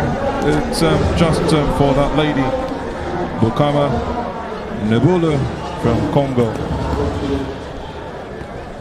So at this point, you know, what we'll say is that we want everybody to come here and put in their best, because here is not usually the time to, like, say, adjust your technique in such a way that it will be very obvious, because most athletes coming here with all these things in their subconscious. And if you change anything, it's like wearing new shoes to go around. You tend to get a blister, it tends to injure you. So it's what you've done in training, you come and do here, and subsequently you will correct it after. Thank you, Tonya. Let's move straight up now to the 400 meters on the 20 women's final. You've got your start list on the screen. Colin Shapers of South Africa is on lane 1. You've got Awat Berry of Uganda on lane 2. Anya Favor Onyinye of Nigeria on lane 3. Ethiopia has got Ajaba Aliye on lane 4. And on lane 5 is Naruna Anita from Nigeria. And on lane 6 we've also got another Nigerian, Jimo Tohiba to DBC. On lane 7 is Diti Halo Rose Miguel from Botswana. And on lane 8 is Onsario Faith from Kenya, making up the 8 athletes for the final.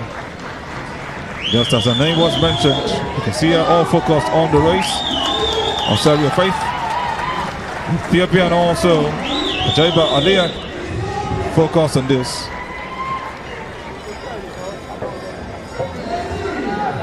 View of that lady who did it for Nigeria yesterday in the mixed 4x400 meters.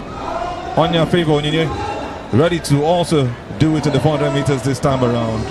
It's going to be a strong competition as she competes against the likes of Colin Shepers from South Africa, Mary, Ethiopia's Ajaiba Aliye, and our fellow Nigerians, Naruna Anita, Jimo Tohiba to DBC. There's also Diatlo Rose Miguel from Botswana and Onsario Faith from Kenya. Kenyans have been doing so well in the sprint races, especially for men. This time around, they will be having the opportunity to do it for the women. This is the 400 meters on the 20 women's final once again. Race kick starts. 3 Nigerians, 1 South African. And this race is Nigerians are the defending champion. We have the championship record. We also have the African record held by Fatima Yusuf since the 1990.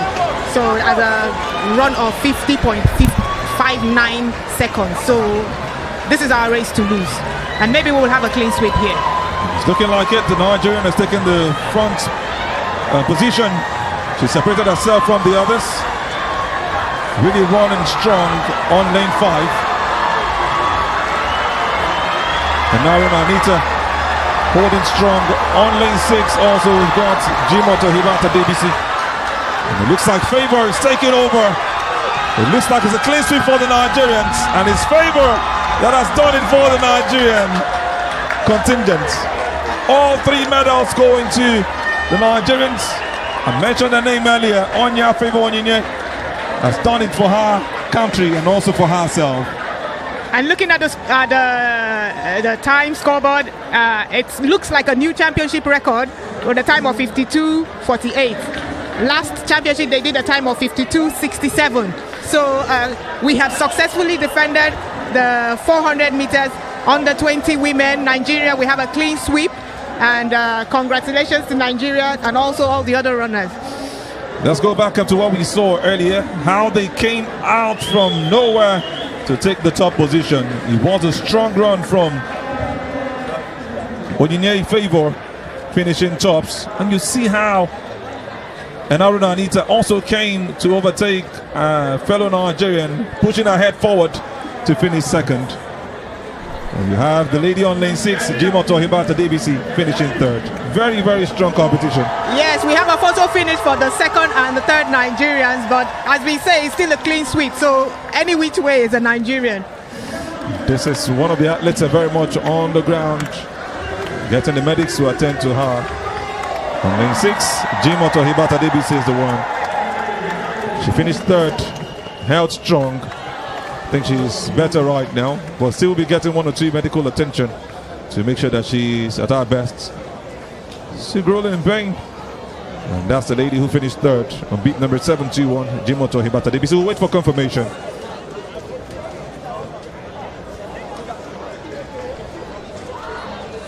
We'll confirm the score, the time in a bit. And this is the result for the race. Onya Favor Onyinye finishing with a time of 52.47 seconds, a new championship record. And Haruna Anita finishing second with a time of 52.97. And Jimoto Hibata DBC finishing with a time of 53 seconds on the dot. Congratulations to the Nigerians. Another clean sweep for the ladies. It is. That is a good record. It's a good encouragement for our athletes that are going for the World Championship. That's the senior version later this year. So it's good to see that we now have backup athletes, especially in terms of our relay.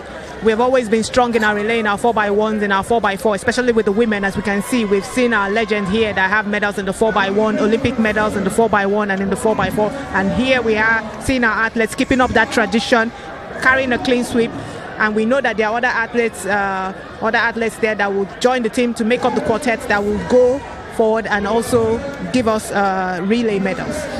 Those are your Nigerian spectators on the screen on their Nigerian jerseys, showing how proud they are to be members of the host country. You can also see them in their attires, all looking colorful. The spectators, the officials, the fans. It's a huge, huge, joyful event at this point.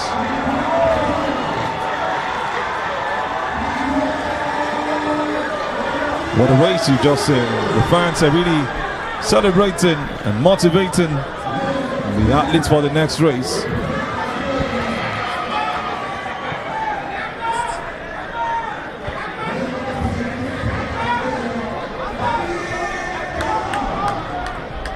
So noise right here, but you call it beautiful noise as we get ready for the 400 meters on the 20 men's final. Cross section of the fans, you can see from one side of the popular side,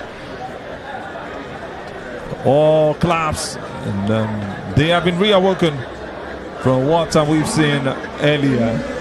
When you see the host nation have athletes finish tops, you see the noise from the stadium arise again. It's been a while they experienced that. Earlier today it happened, but now they have it for themselves, and it was brought up again by that lady Onya Favor Onyinye, doing it for her national team, for national pride, and even for herself. Looks like she set a new personal best and even a championship record from that race. We're getting ready for the under 20 men's 400 meters under 20 final.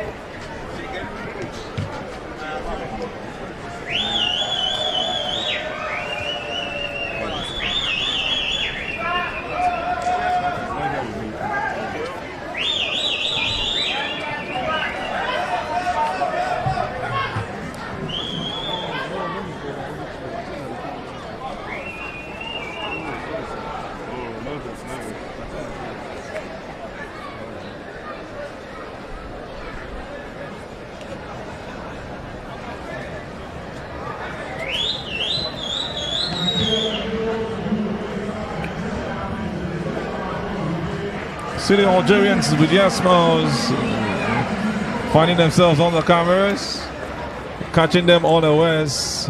You can see the smiles also from the young man on the screen. How colorful he can be. They've seen themselves on the big screen. So unawares, the cameras are getting to them. You see how colorful they've come out on a Friday. Thank God it's Friday. The joy is palpable. And the laughter is also contagious.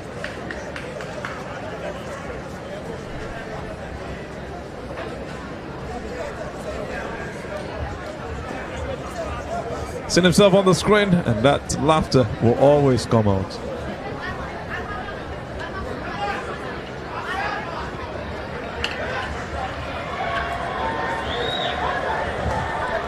For the 400 under 20 men, the defending champions are the Botswana with a championship record of 44.22 held by Boboloki Tiebe. In 2016, that's the African record for the under 20, and we have the championship record at 44.91 seconds by Bosang Kebinachi P. And we go on to the next race, 400 meters on the 20 men's final. Rotich Evans from Kenya is on lane 1. Oboku Godfred is on lane 2 from Ghana. Algeria's Feki Bilal is on lane 3. Botswana's Oratile Justice on lane 4. And on lane 5 we've got Badmas Gafari Atonda from Nigeria. On lane 6 is also another Nigerian, it's Asukwa. On lane 7 is Sila Batlango from South Africa. And on lane 8 is Seleka Lefatche from Botswana.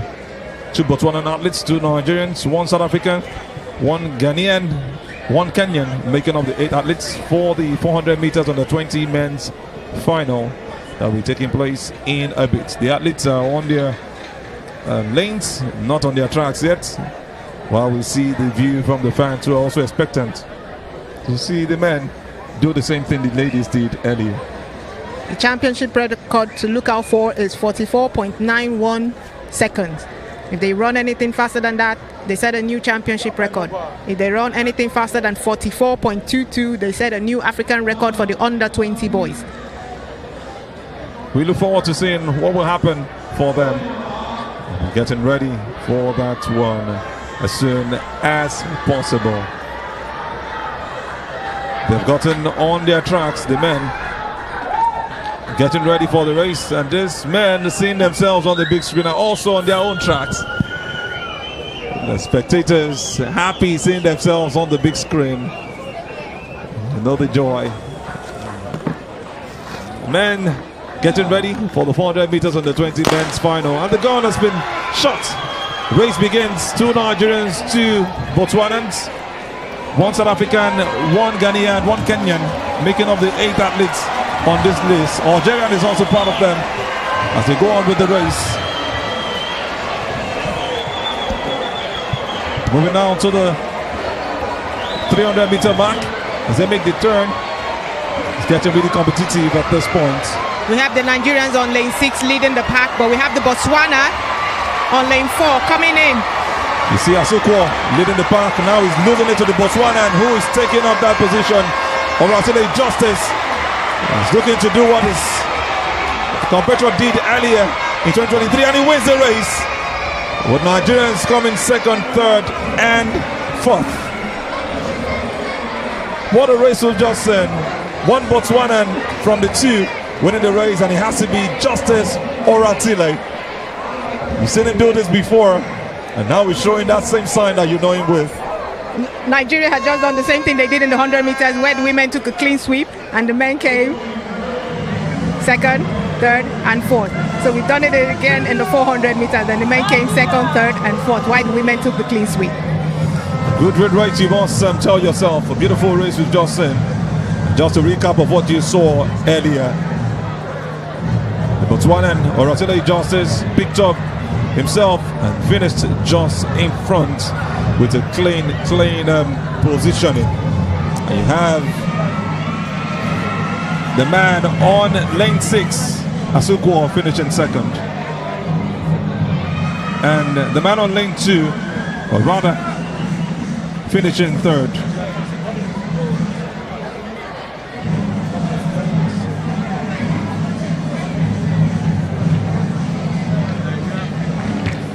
While we also celebrate the Botswanan, let's quickly go back to Manny, who is with Oluchi Ndubweze, the South African who has won the long jump. Manny, take it away. We are late into the evening here at the MKO Abiola Sports Arena, and I have with me a South African athlete. Her name is Oluchi Ndubweze, and she just clinched gold in the long jump event for the under-18s. Oluchi, how does this make you feel? No, it's definitely making me so emotional, and I'm so overwhelmed. I didn't do as I had hoped for in the 100 meters yesterday, so the fact that I was able to pull up my socks and come in and perform in the long jump, I'm really proud of myself, and I'm just grateful for the Lord that He was with me. What's the idea for you competing in the 100 meters and also in the long jump? Is this something you plan intentionally to come do here?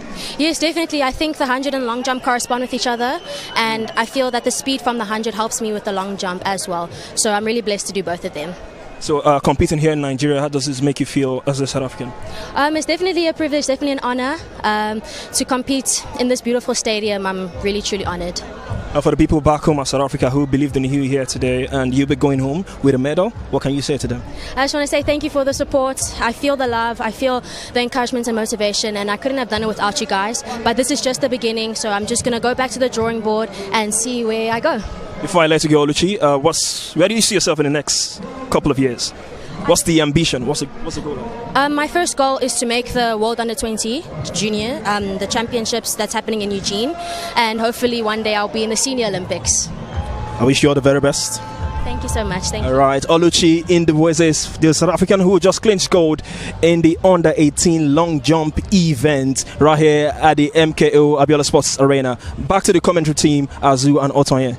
Great job, Imano. Thank you so much for that great word you brought out of the mouth of that beautiful lady, Oluchi Ndubweze. We've just seen it happen, but at this point we quickly want to get back to the medals front, where we have another medals presentation ongoing.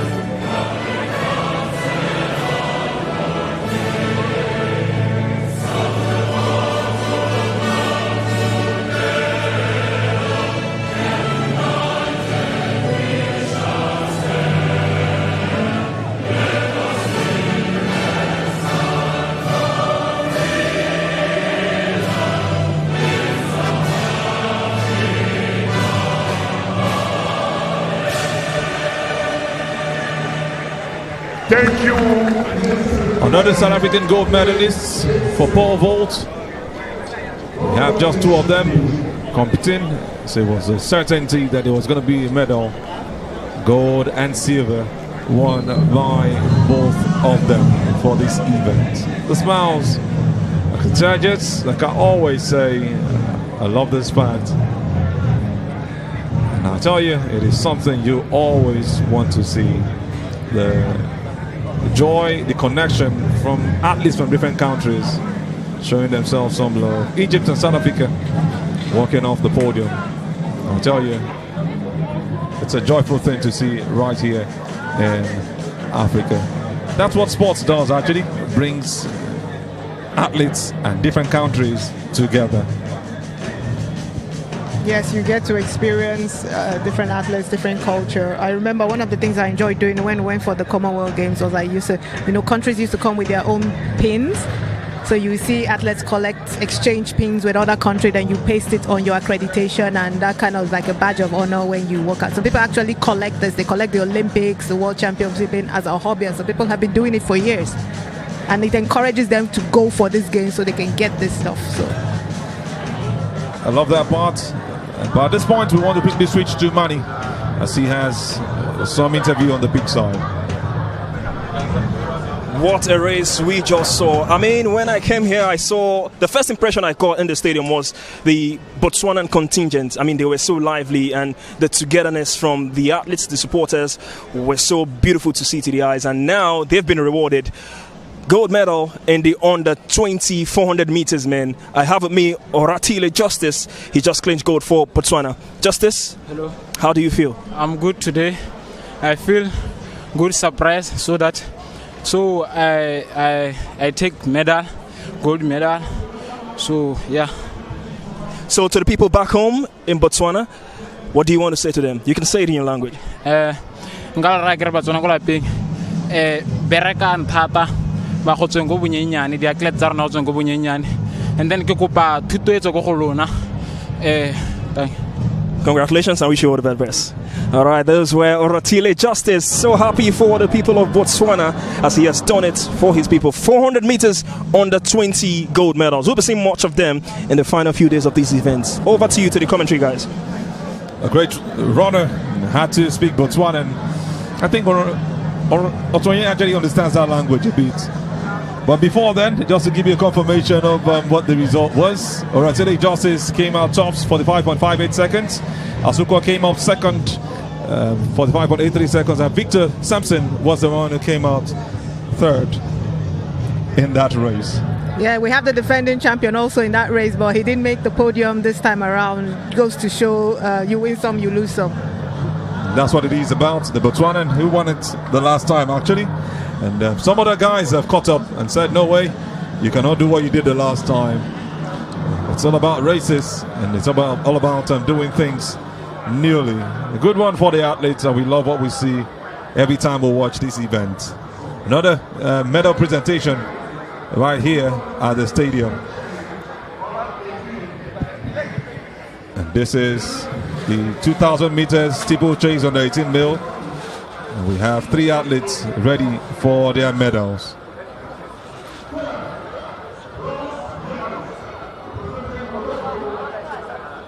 We've got the Moroccan as the bronze medalist.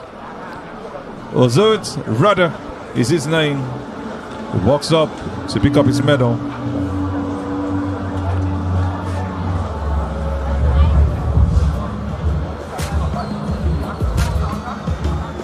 And also his bouquet.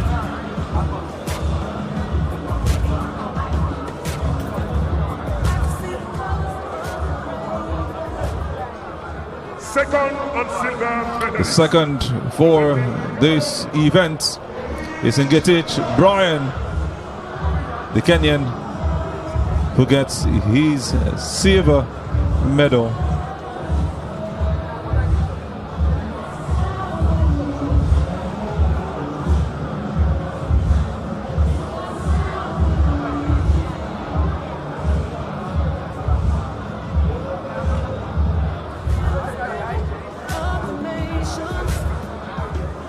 First, gold medal. And your gold medalist for the 2,000 meters steeplechase on the 18 male event is the Kenyan Someki Emmanuel.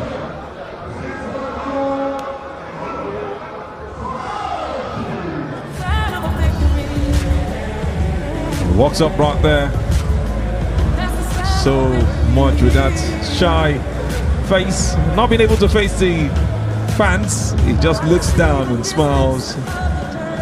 His medal given to him as a gold medalist. He also gets his bouquet with that handshake.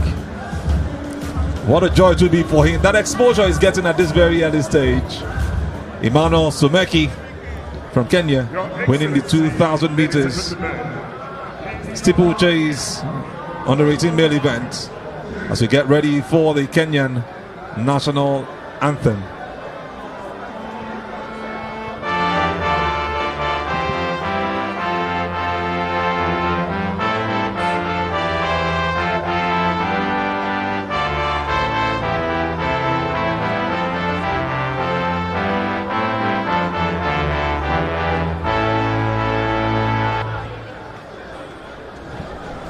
That's the Kenyan national anthem. So the smile from that man, Emmanuel Sumeki. So joyful he has won this one. One of the hardest or mysterious events as far as athletics is concerned. Steeplechase. The post for the pictures. I know Tonya has something to actually say about this. Jumping into waters, jumping over the hurdles, and running this race. I wanted to say I've not tried the steeplechase before, but I've done the hurdles. I used to actually run the hurdles, the 100 meters hurdles. So I can actually confidently say that I could do the steeplechase up to an extent. That water that you jump into is my challenge. Yes, because it goes lower. It's not on the same level with the lanes. Yes, it's a question of how you get on the hurdles and how you jump into the pool in such a way that you do not like trip yourself over or fall into the water. And then, even the water being on you tends to make you a bit heavier. So you want to avoid actually falling in at some point so that you don't have the challenge of becoming heavy.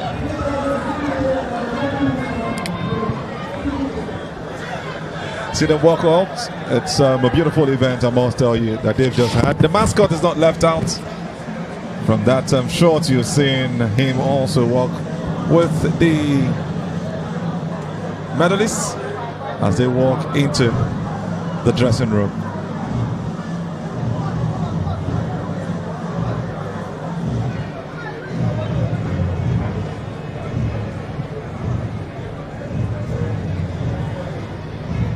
See right here at the CAA African Under-18 Under-20 Athletics Championship, currently ongoing in the city of Abeokuta, where we have the best of events ongoing. Athletics, track and field. And while the presentation was ongoing for the medalists for the steeplechase 3,000 meters, the race picked up, and these are the athletes currently having theirs, the under-20 women. 3,000 meters steeplechase.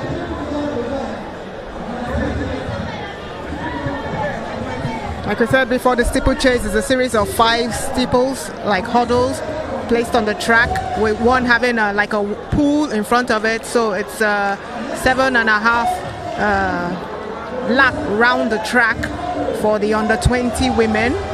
We typically have, I remember when this event was the women first started competing in the steeplechase, it was Uganda that has the first medal in the women's event. So typically you kind of expect them to be the ones to, defend every time. So we have a Ugandan there, we have Kenyans there in the lead pack. They will also want to do it again. You can see the Ugandan lady on our yellow beat trying to get that first position. And she takes on that jump into the water, that place that really help athletes switch positions. Yes, you see, she just fell in, like I said. That can be this thing again. The water soaks you, it can make you heavy, but hopefully you're not wearing too much, so the water doesn't really stay on you, and the amount of heat in your body can probably, kind of dry you out a little bit, so that water on you does not make you heavy. But I don't think any professional, it shouldn't disturb them, as long as you get the technique right. It's about getting the technique right, and that's what these athletes are looking to do at this point in time. Going round and round to make this happen 7 times and half to make the 3,000 meter steeplechase. You can see the South African behind, pushing through to see that she also gets there. But these are your leaders. You've got the Kenyans in first and second for now. The Ugandan also keeping close, and it's all technique. You'll be surprised to see that the lady from the back comes on to win it. But you have to also keep it close with the guys. Keep a close eye on them. And the Moroccan is the one we are talking about. If she wants to be a part of the winners, she has to keep it really close. But these are your leaders taking it up. The Kenyans with the Ugandans.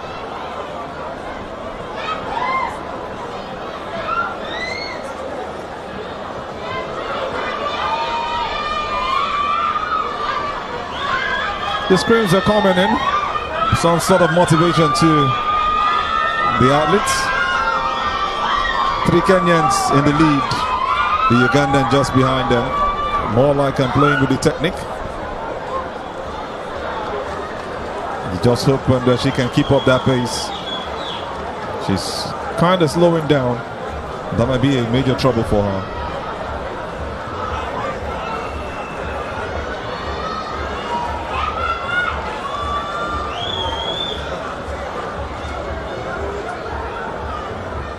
We have the Kenyans now leading the pack. Kenya in front, 1, 2, and 3, and the Ethiopian at 4th position. But we still have some ways. Yeah, we still have a lot more, some more laps to go, so it's not a done deal yet. This is where the issue comes up with the steeple, when you have to land inside that water. But it could be some sort of energy for the athletes also. That hydration, even if you don't get to drink, it keeps you cool again, and some level of energy it gives to you. You're still running.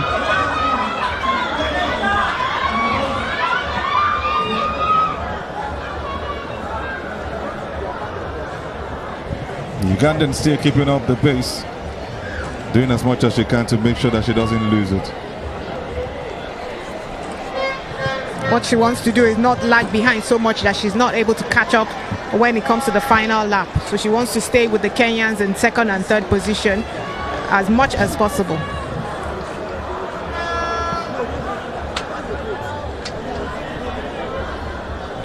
They have gone about halfway through this steeplechase. The lead pack have about 3 more laps to go in this race. So they have to go 7 times and a half.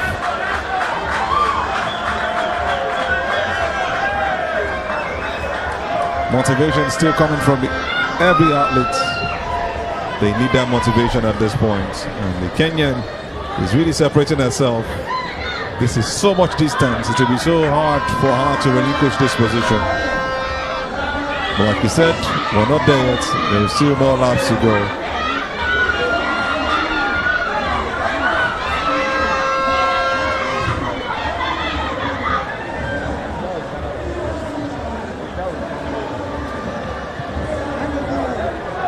One race that you can't really predict. Sometimes you get so tired and you fall down, but this is not what they want. They want to keep up that pace. And I tell you, they will have to do it at this point in time. Yes, you see, that's the whole essence of training. You train so that you can maintain a pace, so that you don't wear yourself out, so that at the end you're not able to push, and you know when the lactic acid sets in and you can't push anymore, and then you now have people overtaking you. The last event, we had only 2 starters, both of them Kenyans, and they won gold and silver. Pamela Kosgei won the gold for the women, and we had Femelo Machebe of South Africa winning the 2nd position, not Kenyan actually. So we had a South African finish 2nd and a Kenyan take the lead and win the gold. This time around, we've got them in the numbers. More Kenyans as she goes for her final lap. Still leading the pack. She's going to do it this time around. It's a big question that remains to be answered. We can see that the Kenyans in the 2nd and 3rd position have opened up the gap from the Uganda and the 4th position. And now we're going on the final lap, and here is where you know what you're really made of. They have given themselves enough gap, so I would say the competition is between the 2nd and 3rd right here, because the first Kenyan is already in front and nobody's contesting that position. And they are already going past the South African for the 2nd time. But you must give it to the Kenyans. Beat number 741 in the lead. South African's bell rings, and she also goes for her final lap. Great competition. The Kenyans look like they'll be having a clean sweep of this one for steeplechase. The record for the last event was 10.06 seconds, and they do better. It looks like we'll be having one better than what we had last time out, and she's done it in 2.727 seconds actually. 9.27 seconds. And that will be a new championship record subject to ratification. A great mid run, and we saw from the Kenyans. A clean sweep for them. They go straight to the ground. Really strenuous for them. The Ugandan also coming fourth. She gets up immediately. The strength they've got is really shocking. They run with their flags again. As you see, have one on the ground, still trying to catch her breath. The champion for this event on the 3,000 meters steeplechase women has been won by the Kenyans.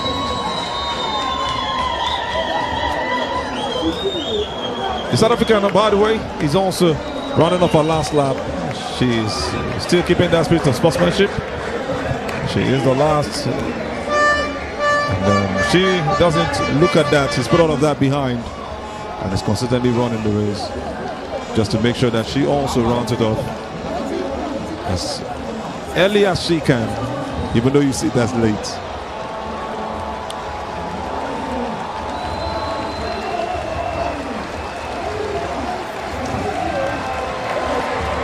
This is where you see the Kenyans again do what they know how to do best. Reminding you that we have not left the middle distance and long distance races, even if we've done well with the 100 meters and the other sprint races. Yes, they've come back to their own races. This is where they make their bread, so to speak. So they've taken a clean sweep. We want to say congratulations to the Kenyans for having a clean sweep in the women under 20 steeplechase event. Of what you get from the South Africans and the supporters generally from different nations, also encouraging her as she kept it to finish the end. Good race, we've seen Elisma running some good race. And next up is the shot put on the 20 medals presentation for the men. We have all three athletes walking around the podium. We've got two South Africans with the silver and the gold medals. Just to run you through what it looks like at this point in time for shot puts. Asha Nadi of Egypt wins the bronze medal. Wesley Badenhorst of South Africa wins the silver medal. And also another South Africa, Anko Lambert, wins the gold medal. That's for the shot put on the 20 men. The medals presentation you're currently seeing on your screen. That's the man who does it for Egypt. Asha Nadi winning the bronze medal.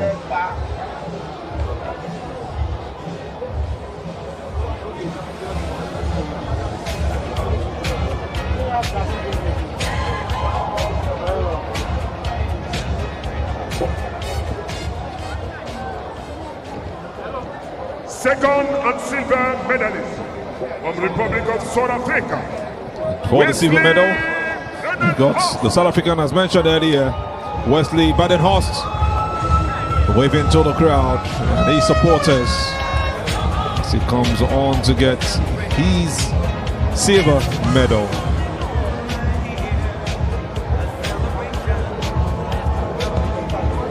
He also gets his bouquet. And you can see the height, the body build, and the joy he shows as he picks up the medal. Then your gold medalists, another South African for the shot put on the 20 men's medal presentation. Anko Lambert from the Republic of South Africa will be getting his gold medal. And also his bouquet. See him smiling to the cameras.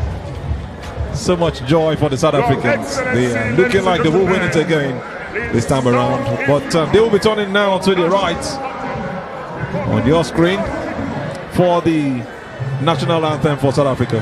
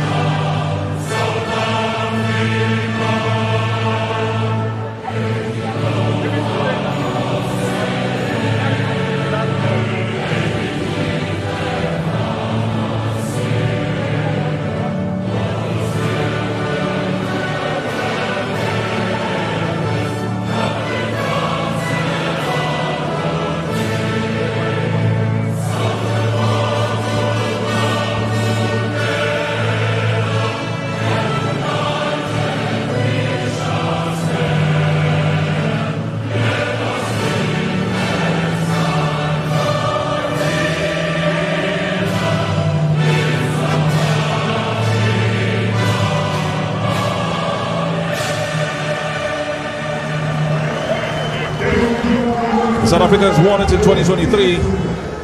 Gold and bronze. This time around, they elevated to gold and silver, having an Egyptian taking the bronze medal this year for the shot put under 20 gold, silver, and bronze medals. Congratulations to Henko Lambert, the one who won it this year. They don't play South Africa.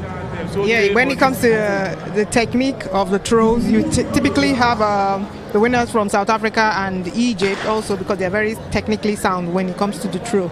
So congratulations to the South Africans and the Egyptian.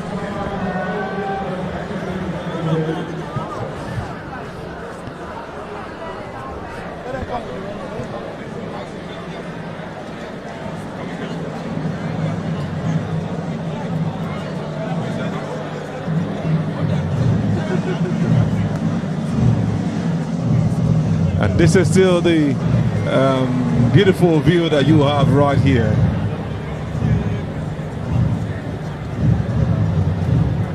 The presentation, and they are taking their time. It is really, really colorful and beautiful, I tell you. What a scenery we have right here as they walk off the beach.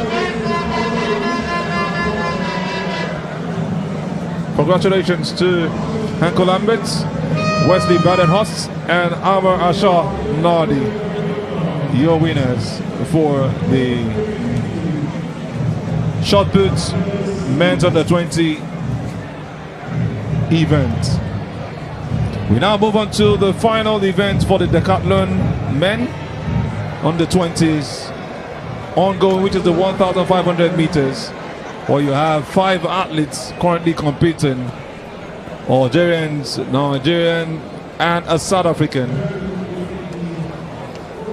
The 1,500 meters race is what you have at this point. Yeah, the 1,500 meters is 3 3/4 laps round. I believe they are going they are on their second lap right now. This is going to be their first full lap. They started from the 300 meters mark for the first lap. They have to go 400 meters 3 times to make up the 1,500 meters. Yes, what you want to do is not let the gap be so much that the points now also become so much. So as you can see, looks like the Nigerian, this is one of his best events. While this race is ongoing, we've got Emmanuel Sebastian on beach side, standing by with the 3,000 or the 2,000 meters, 3,000 meters steeplechase and winners for the women. Emmanuel, let's hear from them.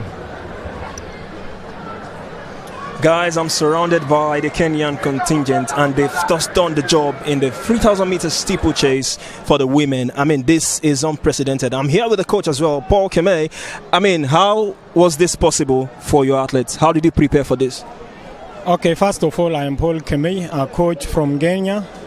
And the preparation was so good because Athletics Kenya have started holiday camps, which have already made these athletes to perform very well. So our preparation starts back from last year, where we prepared very well because Athletics Kenya are assisting these young and upcoming athletes.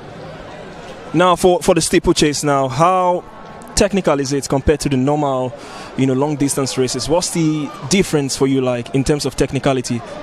3,000 meters steeplechase is a very good event. It is a Kenyan event. As if you can try to follow since we started this athletics, you have seen that Kenya have been dominating in this event, just because this is our belief that 3,000 meters steeplechase belongs to Kenyans, and we are going to do whatever it takes so that we can retain our title, because Athletics Kenya is in hand with these upcoming athletes, as well as safeguarding officers are doing a very good job. Congratulations, and I wish you all the very best back to Kenya. Thank you. All right, we're still here at the MKO Abiola Sports Arena. The race is still ongoing, and let's take you back with our team of commentators taking you through the final lap. On the final lap of the Decathlon 1,500 meters on the 20 men's event, and is looking really competitive at this point in time. Who wins the race? The question that remains to be answered. We're having a clearer picture as we're seeing the Algerians coming up also, wanting to win this one. They are battling it just on the final stages. The two Algerians are going for it, and they are really pushing really hard to see what they can get from this. Yes. Get us Walid Fares. It looks like he has come second behind Talti Walid. And as we know, this race does not determine who the winner is.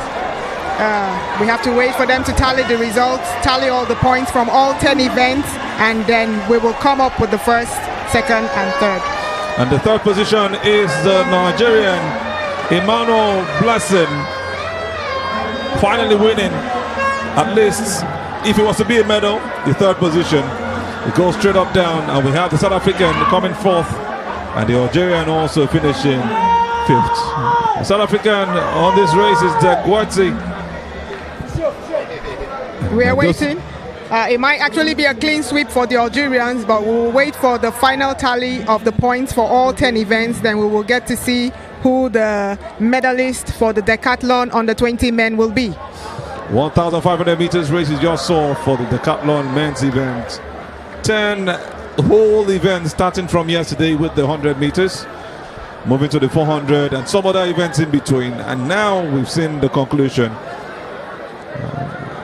And just to remind you, we had 3,000 meter steeplechase women event earlier. Langdat and at Stature won the event for Kenya. Kenya also had Koskei Mercy coming second, and another Kenyan finishing third on that list. It was a clean sweeper from the Kenyans at the steeplechase 3,000 women.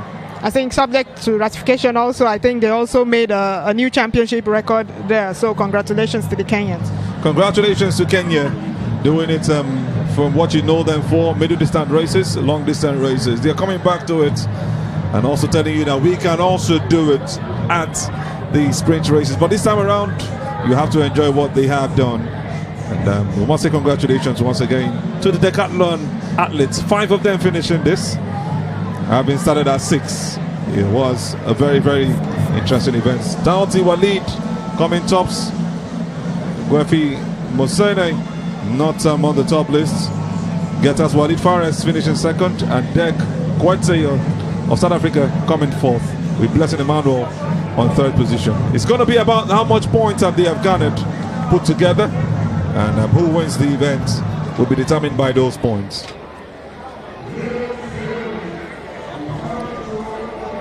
Next up, we have the under 18 male 3,000 meters steeplechase. President of Cameroon Just to confirm, Athletics. under 18 male 3,000 meters middle distance race will be taking place now. And these are your men who are ready for this one.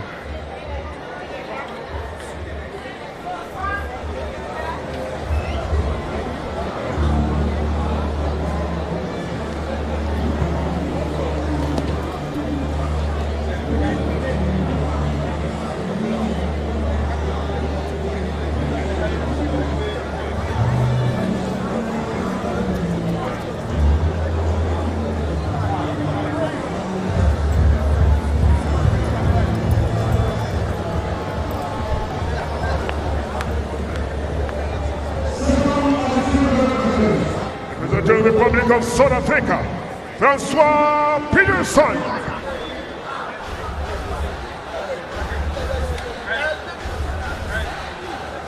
Those are the faces of your athletes. Seen athletes from Djibouti, Nigeria, Ethiopia. We've also got athletes from Uganda. Eritrea also well represented right here. Zimbabwe also on the tracks, ready for this 3,000 meters under 18 men's event. Yes, you have almost all the East African countries represented here in this event, and even Nigeria, to show that we are putting our heads, we are putting our feet into all these long distance races, because we know what our capabilities are, and even if we don't do as well as we would like, we will go back to the drawing board and then, you know, make a plan that will help the junior athletes in the future to be able to, you know, compete favorably with the East Africans. South Africans are also very much represented right here. 2 South Africans actually, 2 Kenyans. Djibouti Your very much represented with 2 Excellency, ladies athletes. and gentlemen. And they're all putting themselves together, getting ready for this race. You also have a Namibian in this race. And it's going to be an interesting one. You see them running backwards and you're wondering what is happening, Otoye. Yes, you have to keep warm. You cannot just keep them in one position. You start getting cold, and that slows your body down. So they have to make sure they are warm so that when they start off, they can go with as much speed as they can gather. Interesting facts right here. You just see them running around. You think they don't know what they are doing. It's some part of the technique, keeping you warm and not cold, or you start shivering. One of the good things about this being a hilly and a rocky state is that the cooling is better here than it is in some other parts of Nigeria. So in as much as some people, it's humid, it's actually cooler here than it usually is in other parts of Nigeria at this time of the year. So that's why you see them wanting to keep themselves warmed so that the muscles don't stiffen out and then they become cold and they can't start well, because athletes, they have to be explosive. In as much as it's a long distance race, if you see the starting lineup, most of them want to be in front. They don't want to be boxed in, and then you have what happened before when they started in the other steeplechase, where you had a lot of shoving and pushing and people falling into the field. So they don't want that. So you have to be do a kind of explosive start so that you can place yourself in a position that is favorable to not get boxed in. Some intelligent stuff right there, Otoye. Thank you for that. The athletes are now ready to run, and the gunshots they have heard, they have now made their move. It's not about who starts them so fast. They're going to be taking it gradually. So the Nigerian in second position for now. Like we mentioned earlier, you have to go around this 7 times and a half. That's 400 meters 7 times, and also some other 200 meters, which is where they started this race from. The first 200 meters will be run, and they start off for the 700 meters, which is what they're going to go on with right now. 400 meters 7 times is what's next. Yes, and unlike the steeplechase that usually has a different starting area, although it's 3,000 meters, it's because at that stagger where you have the steeple that has the water, they don't take the track, they take the stagger, so it shortens the race. So they tend to have a different starting point than the normal steeplechase. I tell you, it is really interesting at this point. We are expecting even more to happen. It's still on slow-mo. They're taking their time, wanting to get the best from themselves. Some technicalities, you see these athletes calming it down, and they're gradually doing what they have to do to reach the height.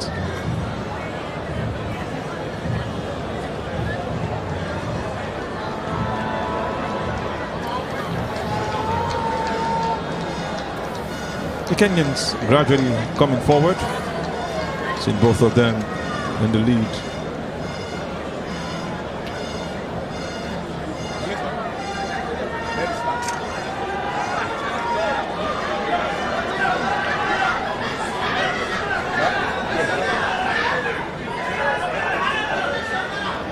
Djibouti athletes also not backing down, they're continually pushing. And you also have the Nigerian in the mix, staying put. But it's still early stages. This is just the test of your fitness. You have to continually stand on this same pace till the end of the race.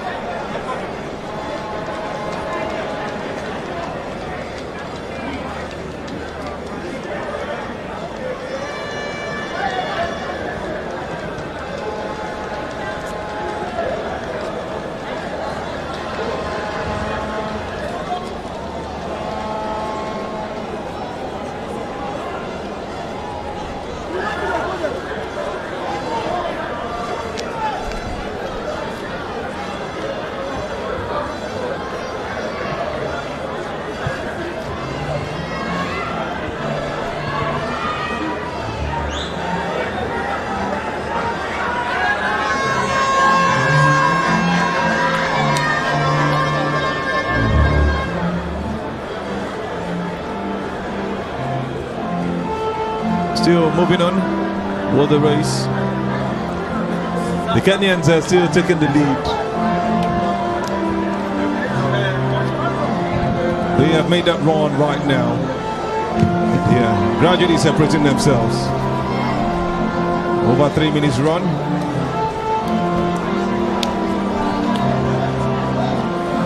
This consistency is needed. The Ethiopians, who are also known for this race, are getting into it. Have Ethiopia number 2. It's gone back to number 3 right now as the Kenyan takes back that position. Takes the first position. It's all technicalities. You wanted to run sprints so you don't lose that confidence that you've got or that energy that you've got all at once. They're going in for another lap right now. And all athletes are still in contention for this. It's now the 4th lap. You can see them gradually going and taking it with ease. You might see from your cameras looking like they're not doing so much, but these guys are also covering space at the shortest time that you see. I'm really impressed that the Nigerian athlete is following that lead pack, and you can see they're actually trying very hard to lose a lot of the athletes. The Kenyans and the Ethiopians have actually increased their pace, but the Nigerian athlete is keeping up with them, and I hope he has the endurance and the speed to keep up. That's what he has to do. Continually do what he has to do. Keep up. And he's doing it well. Holding on to that position. It's a tough task for him. But he's gradually losing that. You can see a bit of jostling inside there. You see, that's what you don't want to see get boxed in. The Eritrean got a bit boxed in, so there was a bit of pushing and shoving. You don't want that to happen. And the best thing you can do is just give yourself some space, even if you want to keep on lane 1. This kind of race, yes, this kind of race you have to plan it, like you said, because it's not when you're in the race you want to start looking before. You could get boxed in and not have a way to come out unless you step on. We've seen a situation where you step on somebody to come out because you guys are running so close together. So you really want to avoid getting boxed in as much as possible. It's getting tiring, but the athletes are continually moving. We also have one of the athletes from Zimbabwe pulling out some due to some muscle strain. The others are still on it. This is just a view of everyone covered. The Nigerian is currently behind. The Ethiopian is coming from the back as he moves in closer. They're closing down. And they're going for the final 2 laps.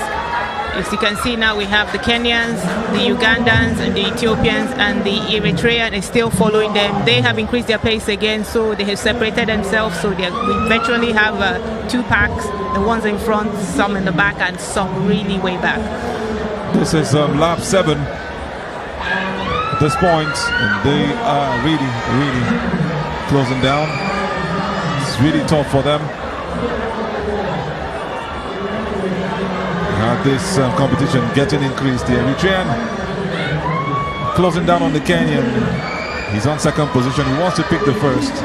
And they have lost the Ethiopian now. You see, this is really the strategies the Kenyans and the Ethiopians sometimes really apply. What they do is that if they see there are too many people in the front pack, because as they're going to their final lap, they tend to increase their pace so that they could lose some people, so that there's no final speed run to the end. As you can see now, they clearly even left one of the Kenyans behind, so we now have 3 people in that lead pack. But the 4th guy, Kenyan guy, he's not really letting go.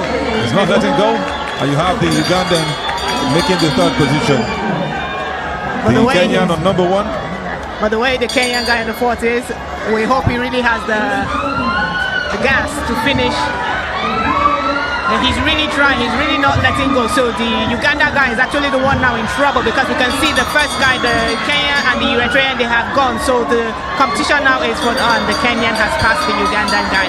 The Kenyan is looking like he wants to do it. He might not be able to make up with the first 2. He's taking over from the Ugandan. The Eritrean is so confident that something is good for him. Trying to look back a bit to be sure that he's not having anybody close. This Kenyan guy is looking very dangerous. Can he get in there? It's a tough one for him, but it looks like the Kenyan has won it, and he does win it. Eritrea comes 2nd, and Kenya will be 3rd. And we have Kenya, Eritrea, Kenya for the top 3 position. Yeah, it's always interesting to watch this race. It's sometimes the speed in which they use from that final 100 meter, you'll be amazed how fast it is, because sometimes when they start kicking, it's so fast that if somebody's doing 200 meters, you will see that they probably keep up. It looks slow, but when you actually go there with them and run that thing, they actually look fast. So sometimes it can really be they can really be a competition for who is faster. So sometimes it's not the fact that you can do the whole 7.5 laps. It's the fact that how fast are you in that 100 meter when you are 2 or 3 of you going for that gold medal. What a race we've just seen, a brilliant race. Some athletes just completing theirs. The Nigerian gone past Djibouti and finishing as last. We've got South Africa also been a part of this. And you see all of them sitting on the tracks. The Kenyans are the victors for this one, coming first and third in the race. And we have the Namibian limping, but making sure he wants to finish the race. It reminds you of that man, Stephen John Aquari, who broke his leg but still went on to finish the race. He limps, but he still finishes the race. A good way to end it, and one who will surely receive his accolades. Kudos to the Eritrean, who also came second. This is just a recap of how it all started. Pushing through. Some of these athletes stood in front. The Djibouti athlete was just very much up front, but they lost that position much later. This is the race, or one of the races that makes you say it's not how fast, but how well. This is what they've been able to do from start to finish. The final 3 is what you see on your screen. Yes, we do not have any championship record here today. The championship record stands at 7 minutes, 56 seconds, 29. Held by Kenya, Davis Kiplangat. The last, we had a Kenyan and a Kenyan last time for the championship, and they have come and they've defended their title. Great finish, I tell you, for the Kenyans. This is just one race you will love to see over and over and over again. Congratulations to the Kenyans, a nation known for such races. They have done it again. They have done it with class, keeping their consistency from the start up until the end. We'll get the confirmation of the timing in no time, so wait for what time that will be. But I'm surely the Kenyans are the champions, or the Kenyan is the champion of this 3,000 meters event.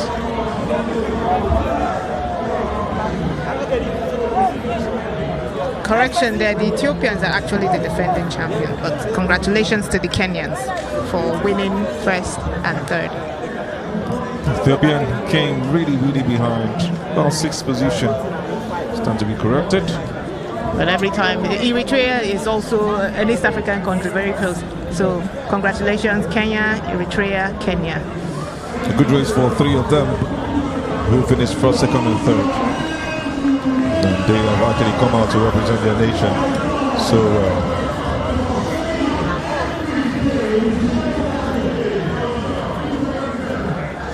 The fans are not left out. They are also talking to themselves and enjoying every beat of it. We'll be having next the 4x100 meters on the 20 men's event. That's another very interesting one we'll be watching out for today.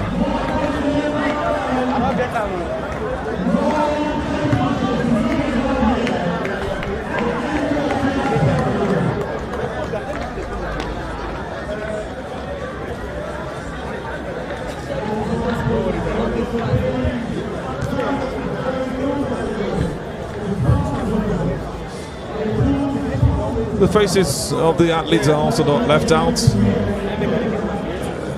showing their joy, a bit of shyness on their faces, but they can still put those smiles out as they find out they're on the big screen.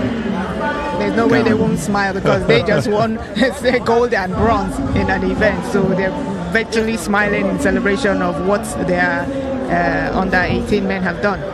And quickly to the result for the 1,500 meters on the 20 Decathlon for men. We saw Getas Walid Fares win.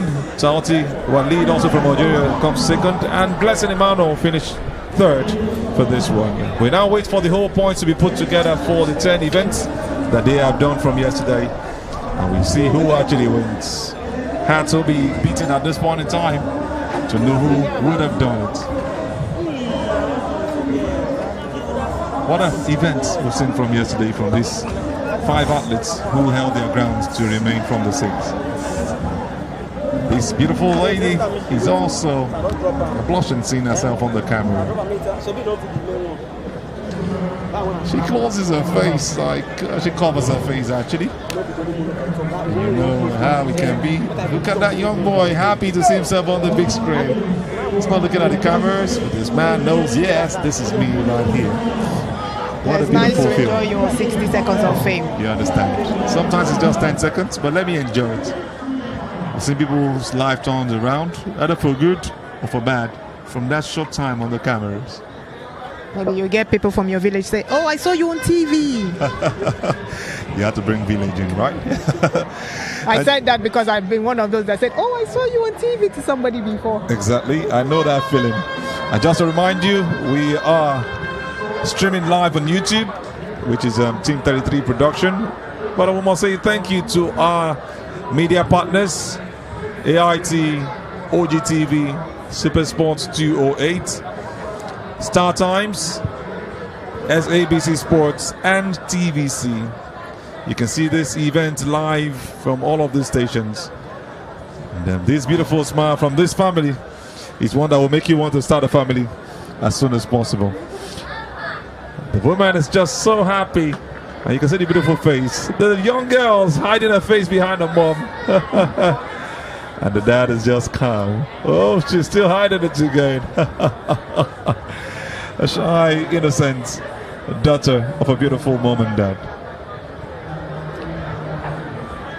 What an event she has actually experienced for the first time.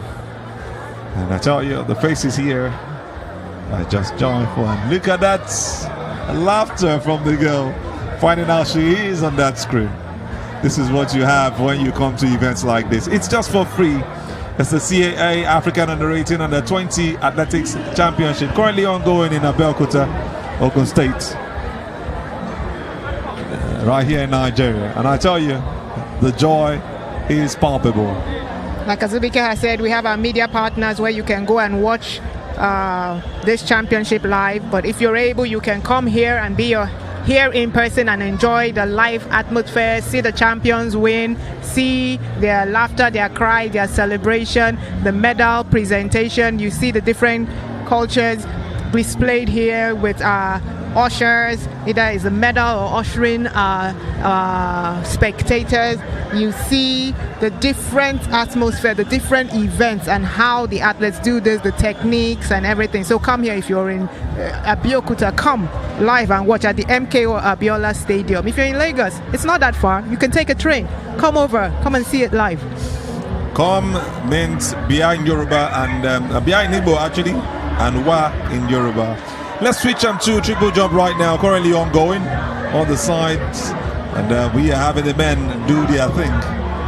Next up is Beep 892, the Nigerian, getting ready for his own triple jump. Yes, this is my event, my area of specialization. So you have for the triple jump, you have 2 boards for the women. You have the 11-meter board for the women, the 13-meter board for the men.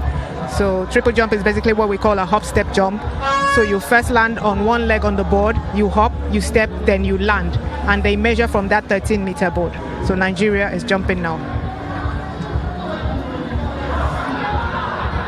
The third jump is always that one that lifts you off the ground to your mark. It's actually a good jump. It's been confirmed. Yes, this is one of the most technical events on the track. This is why it requires a lot of power and technique to be able to jump this. If you measure, you have to go on your top speed, then land. The leg that you put on the board is the same leg you used to take off, and it's been measured that for senior athletes, male, at top speed, the force applied on that board is equivalent to the weight of an elephant. The weight of an elephant? Yes, so you see the power that you have to use on that board, and then take that leg and land on just one leg, and then you step, and then you land. So this is really a power event that you have to train. You can't go and do it, because you have to be able to, from 13 meters to the sand, to the pitch, you have to be able to hop, step, and enter. Some people don't even enter. Hop, step, and enter. We have another Nigerian ready to do that one. Beat number 515. He's getting set. You just want to see him do maybe better than he's from a Nigerian. Ooh, that was actually good. I don't know why he didn't enter. I thought he was going to go on with his jump. Well, like that's it. Sometimes technically, to be able to switch from the hop, switch to the step, and then switch into the landing, sometimes like your brain does not really get it. Look at how he hops and the jump. Thought it was just going to go, but it was, like you said, something that's got to do with the calculation in his brain. He was a bit off balance after that step phase, because if you cannot translate, if you're not really balanced in that step phase, it will be hard to be able to lift that leg and do that final landing phase. Let's quickly go to Emmanuel Sebastian on pitch side. He's got the CEO of Sportronics speaking to us live.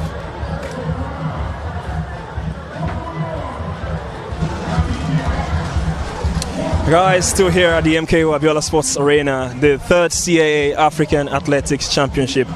With me here, I've got John Shizu, he's the CEO of Sportronics. They're in charge of the timing here for this event. So far, this is day 3. How challenging, or how has it been generally for you and your team? Well, definitely, you know, an event with this can't go without challenges, but basically it's been organized very well. The organizers really did a very good job, and it's good to be in Nigeria. The games so far, the event is going so well so far currently. You know, about the timing, this is one area a lot of spectators are looking forward to seeing, you know, personal best, accurate timings and all that. So what's the measures towards making sure that the timings are accurate after every event here today? Well, I can assure you that the timings are very, very accurate, except that I'm sure we are not following the way it's supposed to be because of the challenges whereby we have the start list almost being done just there and then. So that's why we can't have sometimes results just there as they're expected. But we are working it out, and we ensure that as we go in, we are remaining now, I think, with this day 3, day 4, and day 5. We expect good results and performances. Well, generally from the outlets, you know, you've seen competed here in Nigeria from different countries. How exciting is this for Africa and such event? Well, it's good for Africa, it's good for the world, and as you can see, we have some young athletes breaking records.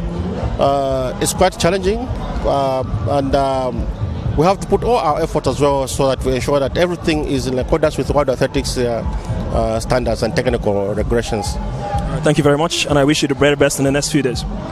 All right, we've heard from the CEO of Sportronic. He has promised that the timings will be accurate heading to the final 2 days of the event. It's back to you guys in the team of commentaries. We'll move straight up now to the triple jump. We've got the South African on beat number 83, ready for his own. And this is some great jumps, Justin. One of the best so far. Actually the best on camera. Yes, the white flag has been flag. raised. That is over 15 meters. And we just call him the champion already. We haven't seen all the others. That's just me trying to throw some jokes around there. Oh, that was a perfect execution, especially the final phase. You can see how he held. He has a strong core. He held. So I would say it's about 15, over 15 14, 9. Over 15 meters. We'll wait for the confirmation. But that was a very good jump from that man from South Africa. Next up is Javelin from Morocco. Beat number 593. Getting himself really ready.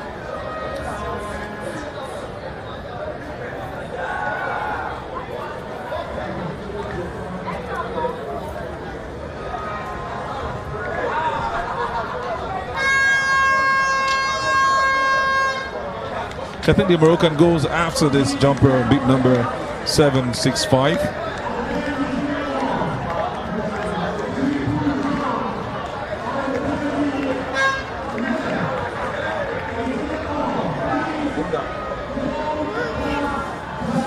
It's a good jump. It's a good. He's step phase was a little off. He dropped it, so he wasn't able to hold that step leg. It's either a technique or a power thing, you know, a strength thing in the leg. You probably don't, the muscle just above your thigh, you know, you have to be able to hold that leg so you can move forward. You can see that he just dropped his leg, but he has a good landing, he has a good hold, so he just needs to correct that his step phase. You just wonder why he stretched his leg the second time before he took that jump. I think that must have affected him somehow. He was overstretched and he couldn't make as much jump as he would have wanted. But at least covered something. I'll be hopeful that he still has it in the next jump. We have the Moroccan ready now to take his jump.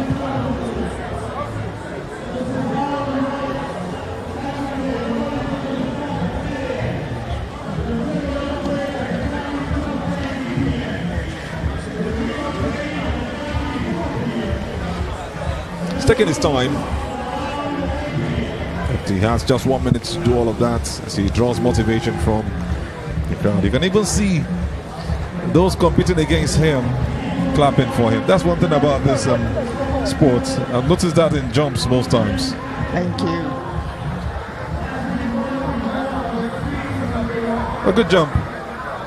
This is just a bit over 14 meters. Yes, it's a good jump. You just need to, well, he's still young. You just need to add needs a little more strength training. It's basically more strength training. It's something that he can improve because his technique is good. Very good technique. Third. Nice. Hop phase, the step phase, and the landing phase is really good. So it's just time for him. Didn't just cover as much distance in the air. And like you said, he needs more strength to make that work. He's gotten the techniques right. He has the technique right. So what you need is the speed and the strength to be able to, you know, power with that hop phase, apply force to the ground that will take you forward.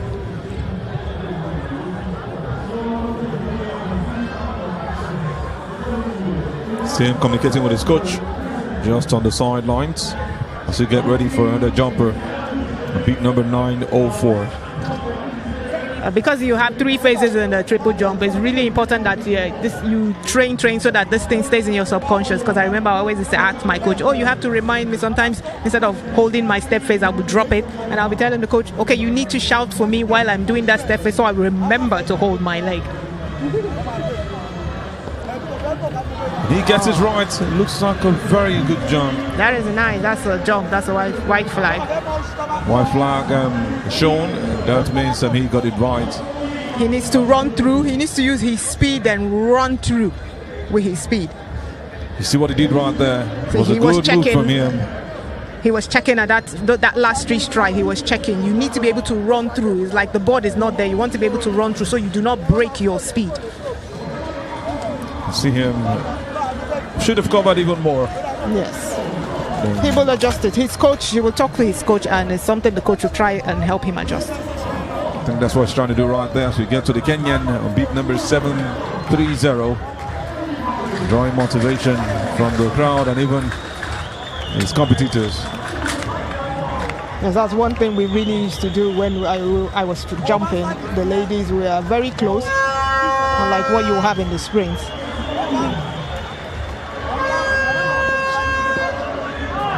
Oh my! This is really a long one, but I'm not sure. And it's clearly a red flag. Obviously, he stepped over the whiteboard. He would have just had one of the best jumps, but watch out for him. Yes, he would have had the best jump, especially even as bad as that technique was. He still jumped more than everybody, and I don't think he stepped over that board that much. No, that much. He was checking, so he wasn't very confident. You can see he still jumped a lot more than. So he has and he even good put sprint. his legs in front. Oh yes. So you might be getting to 16. Yeah, but the thing is, he has to register a jump. It doesn't matter how good you are. If you do not register a jump, you will. I believe it happened in Tokyo Olympics with triple jump women. Yamidia Rowe has the world record holder. She was getting a no jump. She was placing, like, I think, outside the medal table, and it was her final jump that she used and now entered the gold medal. What a way to hit that record. Senegal is next up on beat number 601. Let's see what he will do as a jumper.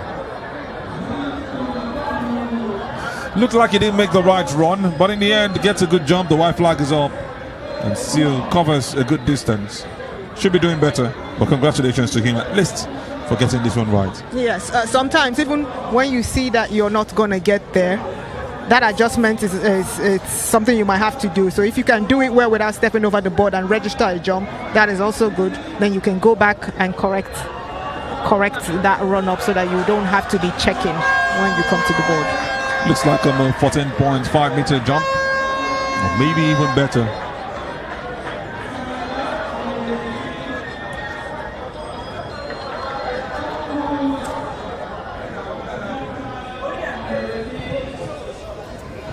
The fans are also enjoying every bit of it. It's drawing into the late night. We are already under the floodlights as this event is ongoing.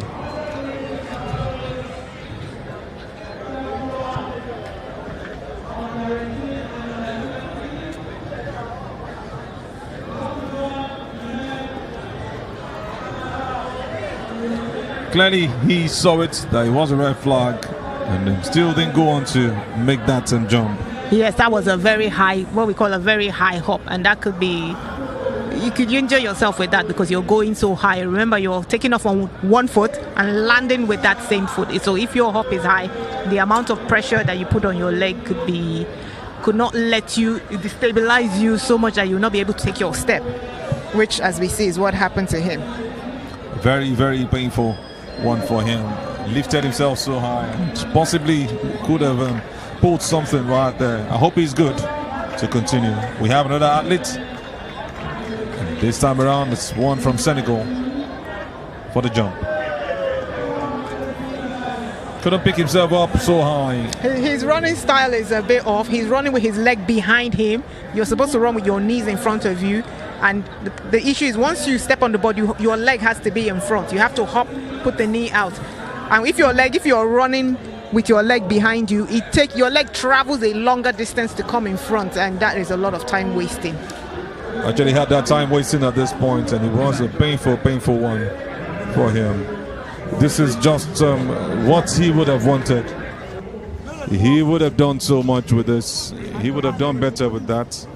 But we will be looking forward to seeing a better jump from him. The Zimbabwean is next, and we are looking at Zimbabwe taking the next jump on beat number 629. The triple jump for men is still currently ongoing. I think he missed his technique. Most likely will be getting a red flag for that.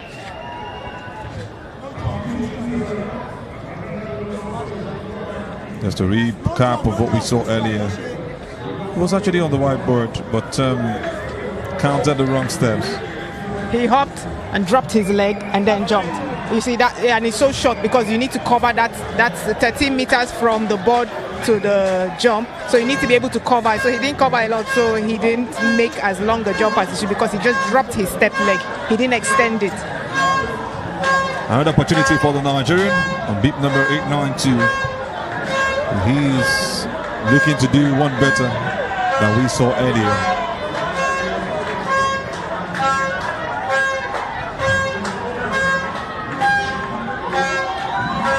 Two Nigerians actually, one at a time.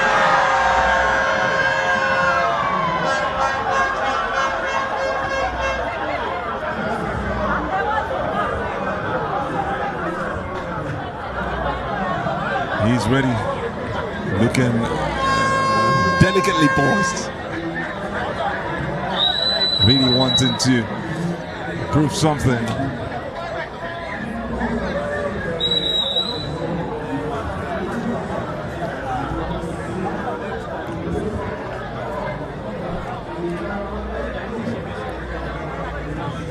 Waiting for the judges to give him the go-ahead.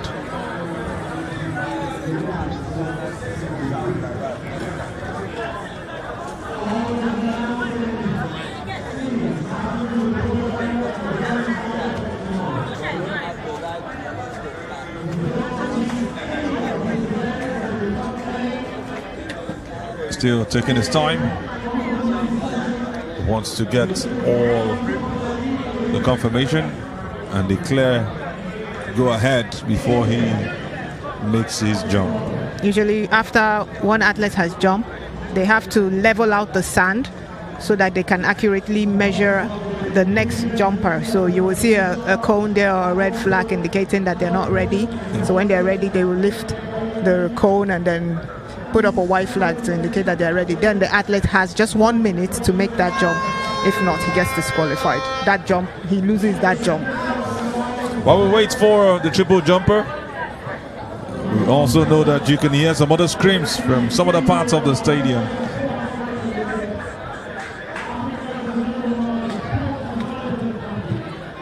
It's just to let you know that high jump is also currently ongoing.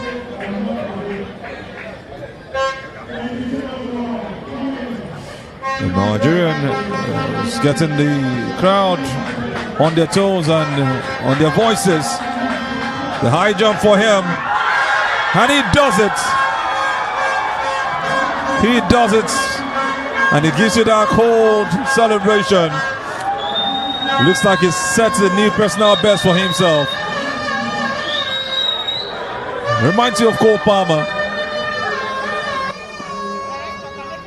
This is the height he has just gone through. He celebrates with so much joy, going on with the cold celebration. It's truly a cold city. He's just jumped over a 2.05 meter height, and that's a good one for him. Going over the crossbar and setting the new personal best.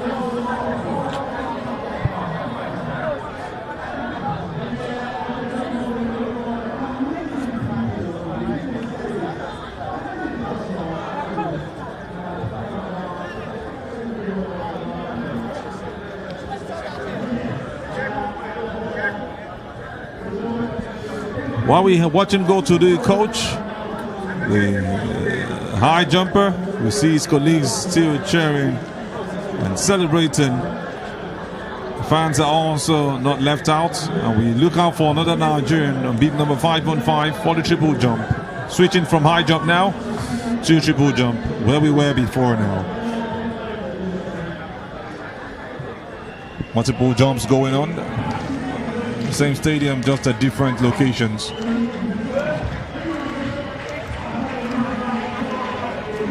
Who want to do one better?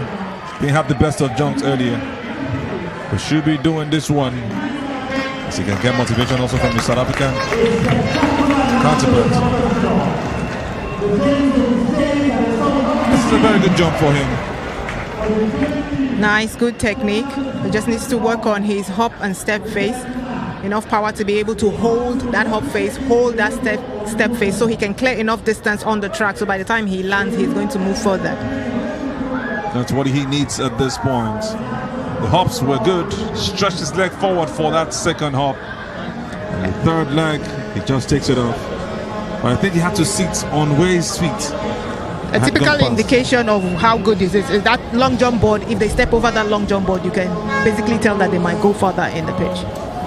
That's what they always look out for. That's why you see them stretch their legs sometimes. It must have been one of the things the coaches must have told them.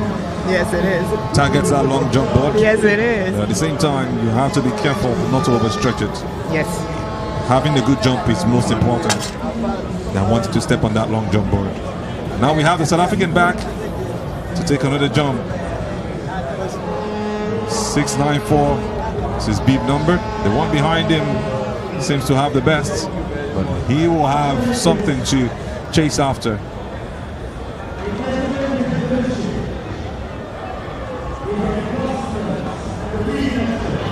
He started checking at the last minute, and he just slowed himself down considerably. So by the time he did his hop, and it looks as if he's also struggling with some kind of injury. Seems to have pulled something. Beat number 694. Recap of what we saw earlier. Started with a fast pace, increased his pace, but unchecked while he made it. And he held them on to his style.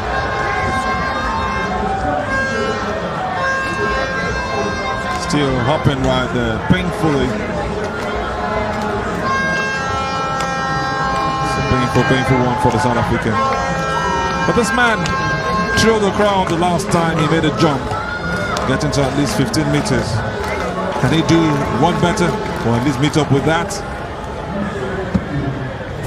He does it again.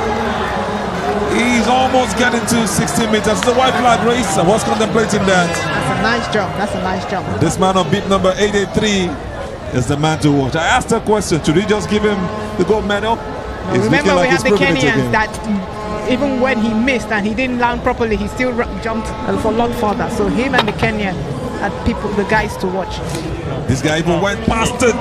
This is how to jump. The sustainers in the air. He's landing. He just missed a bit because his backside he really... was almost going to do 16. Yes, his leg was in front, but he now sat in the sand, and they're going to measure that back side. Oh. It looks like one who's going to be one to watch for the future. Between him and that Kenyans, I would say between the two of them, the gold medal will come out. It's getting really interesting. Next up is the Algerian, one of the North Africans, also in this. He's getting ready. With one leg forward. He hasn't. Also hoping for the go-ahead. Waiting to be given the clear, and he's been given as he takes his ball.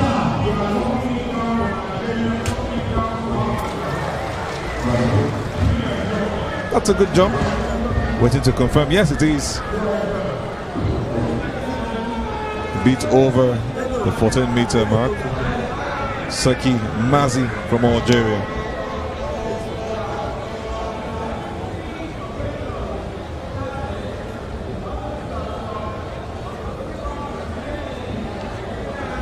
Less than 14.5. Seki Mazi, the Algerian. Nice, lovely holding technique. There's also another one. Because I used to use the split technique, so it looked as if I was splitting when I hop, I step. It looked as if I was splitting in the air. Almost the same type of technique that the Russian triple jumper used to use, Tatiana Lebedeva.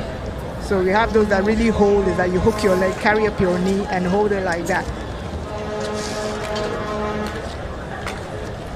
It's a tough thingy. But athletes are not giving up. They continue pushing. Slowed down while he made the hop. Clearly, he just knew he wasn't going to cover so much distance. Yes, his was actually a good jump. Yeah, it was a good jump, but his landing phase, his leg is behind him. Would have loved to do better than what he had at this point. This is the man who has set a record. He wants to break the record with a 2.15 at this point. This is his first attempt. He's going for the championship record. Championship record stands at 2.15 meters. And he wants to break that, breaking his own personal best and looking to do more.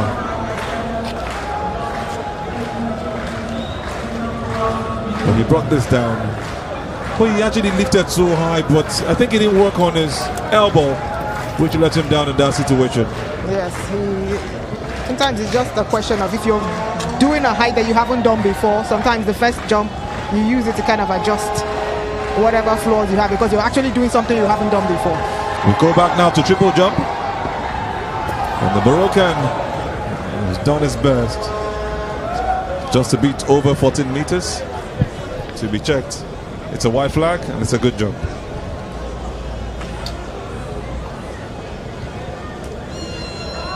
Yes.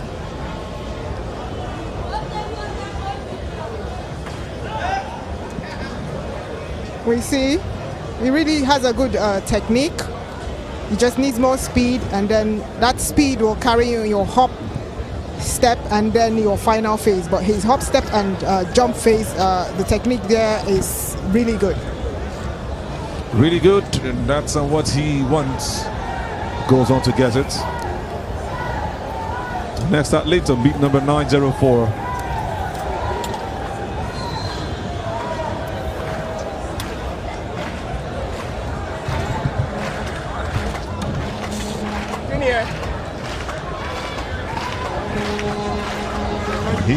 is getting ready.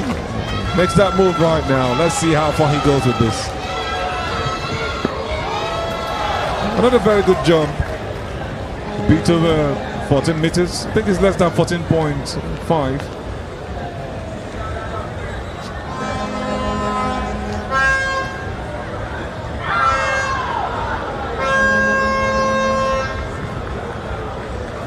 That's a good jump, but distance not covered. And that's just him going back to hear from his coach again. See, hoping for some motivation. It's really an event that takes time. They are enjoying the games, even though it's a bit hot tonight, and what they've seen since they came around from day one. We have the Kenyan who overstepped the whiteboard earlier, getting motivation now from everyone in the stadium as much as he can. But this time around, he wants to get it right. Yeah, he's the one to watch. We want to make sure he steps on the board. A good job for him. Yes, no, I believe his coach advised him that he needs to register a jump first. Then let's correct everything else later, because I think this is his second attempt. You can see the smile on his face. Yes. He's really happy. He's like, yes, I've registered now. Don't worry, I'm going to show you what I'm made of later. And he told everybody, calm down. This is just around 14.9 meters. Calm down. I'm getting better. The best is yet to come. He knows what he's capable of. He did it the last time. And that is why registering the job is key. It's hard for you to sometimes meet up with that one you got wrong. Yes, How life can be so unfair. Well, life is not. Yeah, it's really not fair. As long as you register a jump, what will really be painful is like you had the potential to get a gold medal and then you don't register any jump in the first three, which takes you out of the competition entirely. I've seen people cry.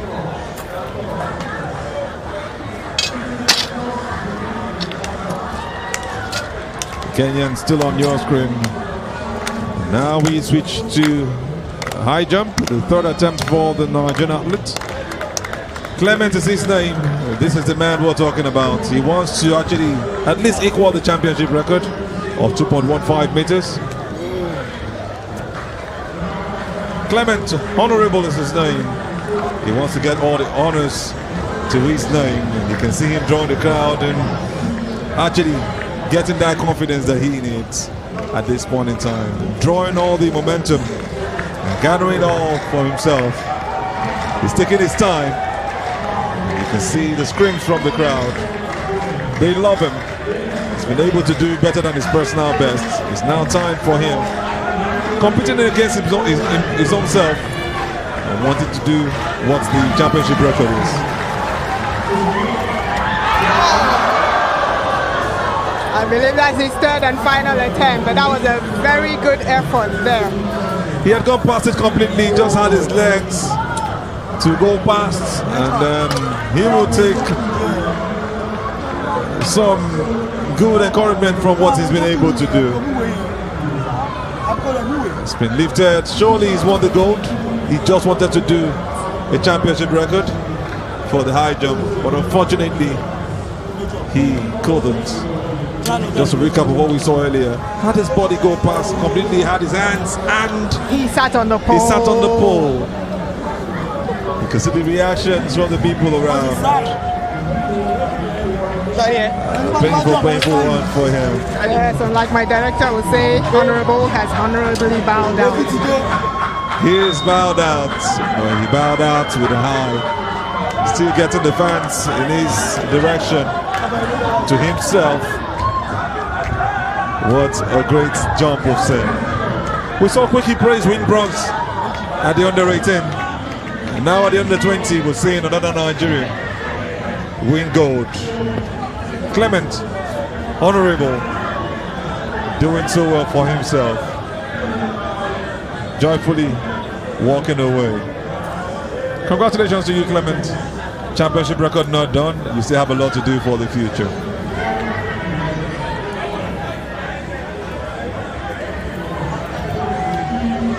You see the celebration with his fellow Nigerians. And most likely his teammates. We now move on from high jump to triple jump. And this is the Zimbabwean who has another opportunity at the jump to do one better.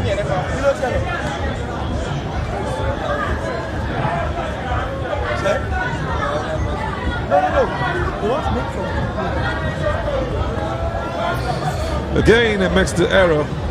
Now he has the speed, but he doesn't have the follow through. His hop and step and even his final phase all kind of like fell flat. But it's still a good jump anyway. Still a good jump, but I'm not the best of it at this point in time. It's one thing to be fast, but it's another thing to be able to control the speed, to do that hop, step, and final phase. He would have wanted to do better. Yeah, this is below 14. Way below 14. Just about 13.5. It's really not about the speed. Yeah, the speed is actually one of the most important things, but to be able to control that hop, step, and jump phase with that speed is very key. The fans are still looking forward to seeing this. We are really enjoying every bit of it. While we'll still watch for the triple jump, we just concluded the high jump, but we'll actually have Clement Honorable on pitch side, as we also hear from Manny on the interviews. Let's go. All right, guys, we are under the floodlights at the MKO Abiola Sports Arena, and with me, I've got Clement Honorable. Well, he just won gold in the high jump on the under 20. I mean, the emotions are all over from the support in the crowd. How does this make you feel, Clement? I feel very happy. Although the journey hasn't been easy, but I just want to thank God for everything, for good health. For good health. Now, how has preparation been like for you, knowing that you would be competing for the host country, Nigeria, and in the end wanting to be on the podium at the end of the day? Just walk us through the pressure and the process. Okay, at first during the trials, though I didn't actually meet up, but I did the standard before. But thank God to the help of my coach. They really helped. So I had confidence in them and I trusted in their program. So I came to equality here. I'm just so happy. So happy. We'll talk about personal best. Was that the target? And is it something you are proud of yourself that you've done here today for this CAA African Games? Actually, my aim was to jump higher than a 215 because my personal best is 210. But I did 210 again here, so I didn't get to 215. But I still thank God though. I'm hoping that some other time, very soon, we might hit the standard 215 very soon. All right, Clement, what is the ambition for you? Where do you see yourself, or what's the goal in the next maybe couple of years, 2, 3, 4, 5 years? Okay, I said it before and I'll say it again. I'm going for the national record. May not be now, but I know I'll do it with hard work and dedication. I'll achieve it. Well, his name is Honorable, and it's an honor for you to do this. Congratulations, Clement. Clement, it's always great to see Nigerians doing justice at the end of the day. The emotions all over for Clement, and hopefully he will be on the podium. So proud to support Nigerians. It's always a delight to see them achieve their goals at the end of the day. We've still got the team of commentaries who's done so well today. Azu and Otonye, take it away. Thank you so much, Manny. That's a great one from that man, Clement Honorable, saying his mind that his target is to break that Nigerian record. He wants to do it, and he has started by almost breaking the 215 record, which was supposed to be his new personal best. He has a personal best of 2.10 meters, but this time around it didn't work for him. A championship record is what he wanted to set today, but he's tried, but just his back let him down at the end of it. That's just what we saw, and I tell you, it gets really interesting at every point in time. He will be looking to do more, and that's what we have at this point in time. We now move on to the medals presentation, where we'll have a joint silver and also a gold medal at this point in time. It's high jump under 18 women, and it's the gold medalists you have on your screen from South Africa. Okay.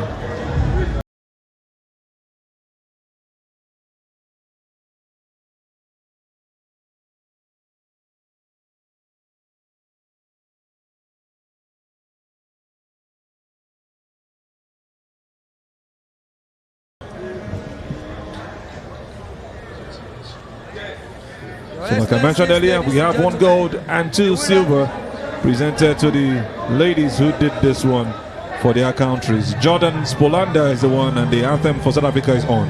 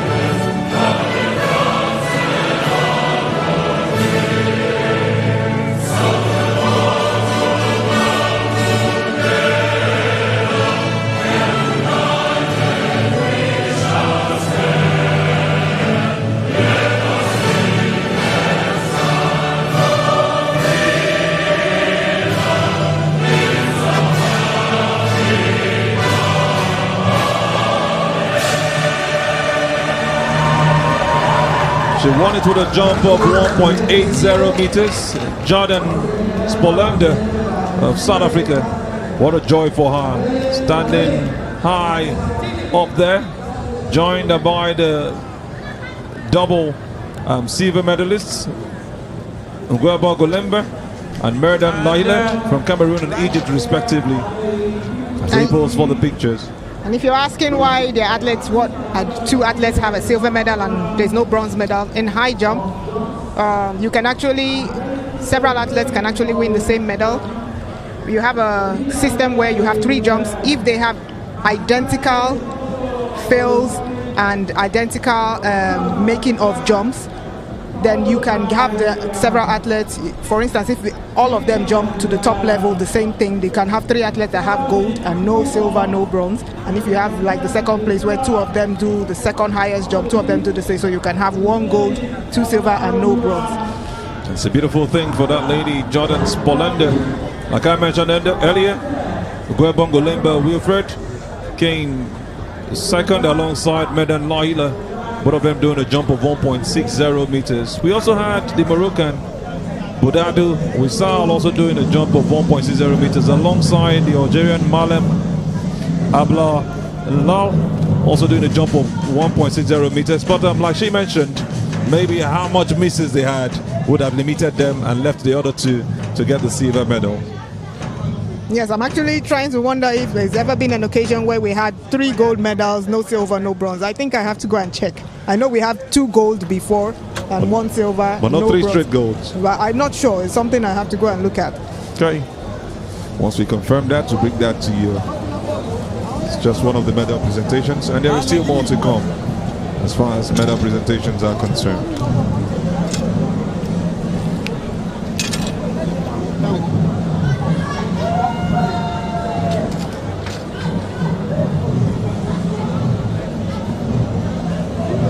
The fans are not left out. See them from different parts of Africa come together to witness this. The Kenyans on your screen. Lots of medals between them.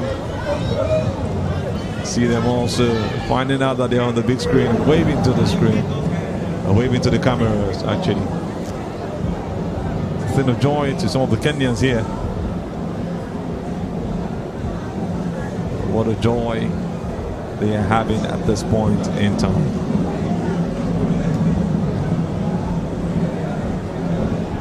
We'll now go back to the triple jump. This is the man who is really challenging the South African as far as jumping is concerned for the triple jump. He had a false jump the first time, did well the second time, but this third time it's going to be another one for him, another opportunity for him to get it all right. He has to get it all right.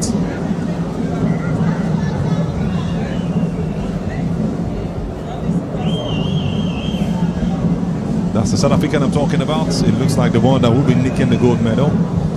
He's done so well for himself, set the standard that others have to follow. And this man continues with the straight back, telling people to calm down. Just calm your nerves. I will do what I have to do to win this event.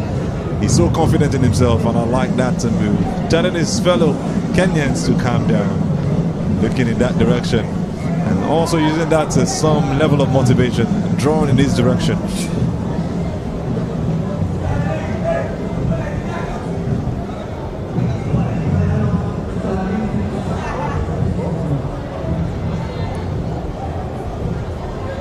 Pleasantries been exchanged right there. Honors been given to whom it is due. You don't have to know who they are, but that's what the Nigerians are known for, especially the southwestern part of the country, where they bow their heads to older people, or to elders actually, or one who has attained a higher position.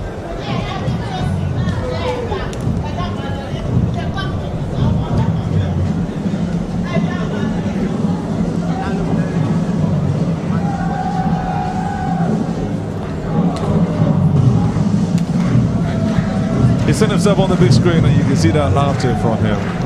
They also still having some conversation. They get back now to the jump. Is this turn the Moroccan? And he looks to get it right again, but has not covered as much distance. This is below 14 again. It's a good jump. We want to see, you know, like we said, the speed, the execution of the hop, step, and the jump phase will determine how good you go. His hop phase is a little bit lagging in distance and power, so to translate into the step phase, you lose more power, you lose more speed, and then the final phase, you know, you don't go as far as you could possibly go. So it's something I believe he and his coach will work on, and we'll probably see him in the future. And you said something already. He's got the technique right. He just needs that power to push him forward when he hops. We now go straight up to the medal presentations, just to take you through as quickly as possible. And this is the 100 meters under 20 women's hurdles. And then we've got an athlete from Algeria. We've also got a South African and a Nigerian make it to the top 3 for this event. Under 20 women's 100 meters hurdles is what you've got on your screen.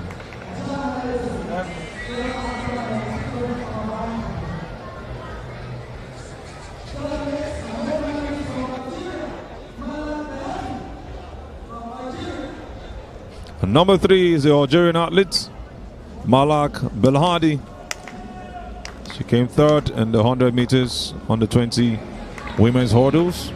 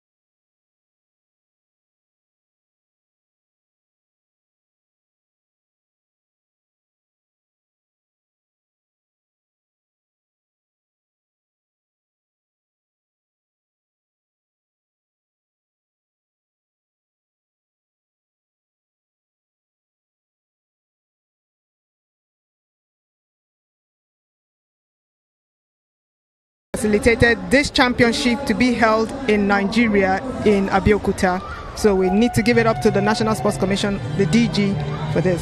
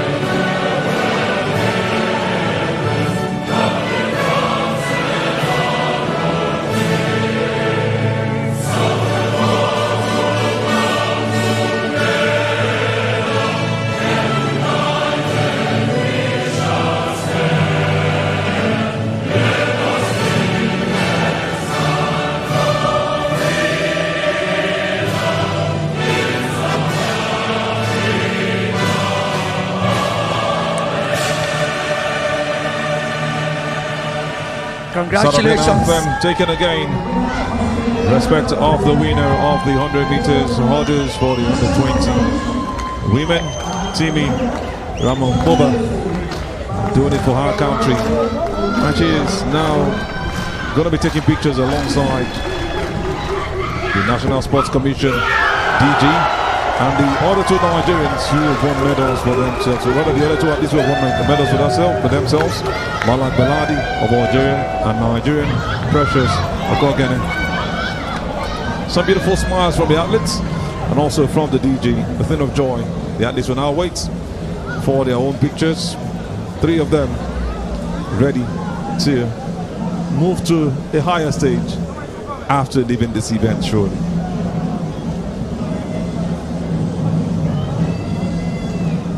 Yes, as we know, we have the world record holder in this event, in the person of Toby Amusho, who is an indigene of this very great state that is hosting this championship. We want to say congratulations to the athletes for their endeavor, and we hope to see them on the senior stage in the near future. So much in the near future.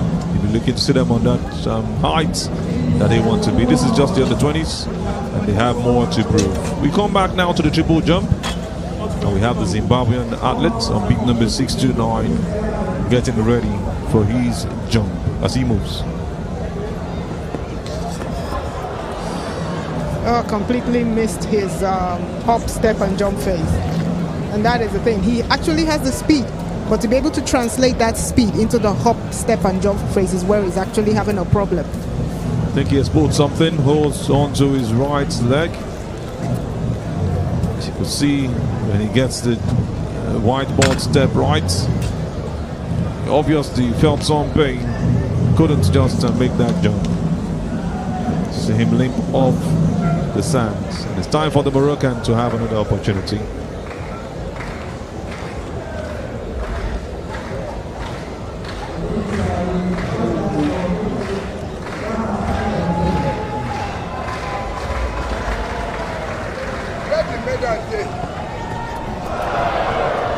He did not generate enough speed to be able to step in such a way that he would enter the sand.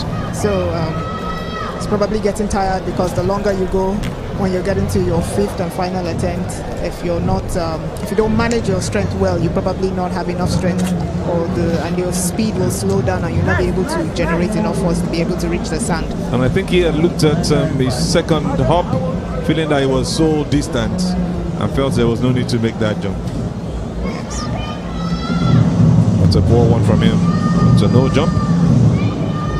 Also, yeah, like each athlete, like you said, potentially it depends on if they're more than 8, you have 3 jumps, then they pick the final 8, then you have the final jump. If they're less than 8, you go straight to 6 jumps, and you have to also be able to manage yourself, manage your energy. Once you jump, you rest, you do the things that will help you so you don't exhaust yourself and you have enough strength to continue and to do those 6. And this is the next jump, a good one. Should be proud of himself, but still has not gotten where he wants to. This is just a bit lower than 14.5. Should be getting the start. You can see here he started checking when he was reaching the ball, so he slowed himself down, so his leg didn't get up to that long jump ball. So you can see that he actually has a good long final phase, so he has enough power, so he needs to be able to run through and not slow down. We switch straight up to the medals presentation right now. The 110 meters on the 18 boys currently ongoing. And you can see the Ghanaian Arthur Kwasi, who came 3rd.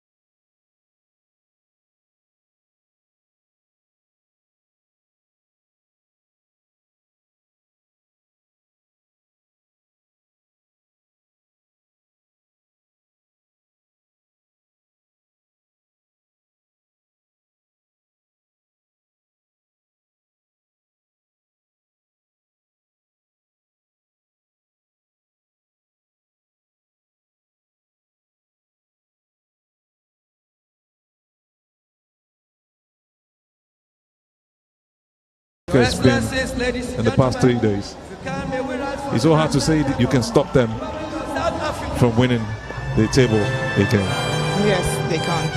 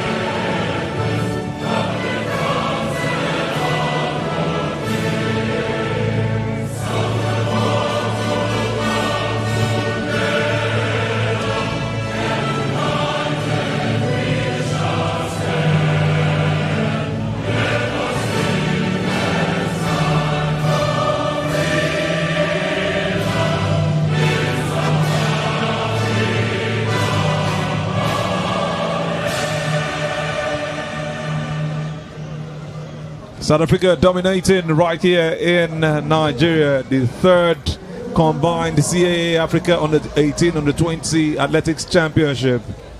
What an event they have had. They said they were going to do it again at 3 beats, and looks like they're making it happen. 70 athletes they brought down here to Nigeria, and it looks like when you mention 2 medals presentations, you will sure have a South African in one of them as a gold medalist. Otonya, what can we do to have other African nations reach this height and take this same mindset to the world stage?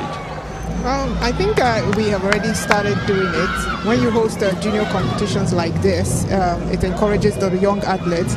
But on a national level, you know, you can start in the schools, in the primary schools, the inter-house sports, or whatever, how you call it in your own country.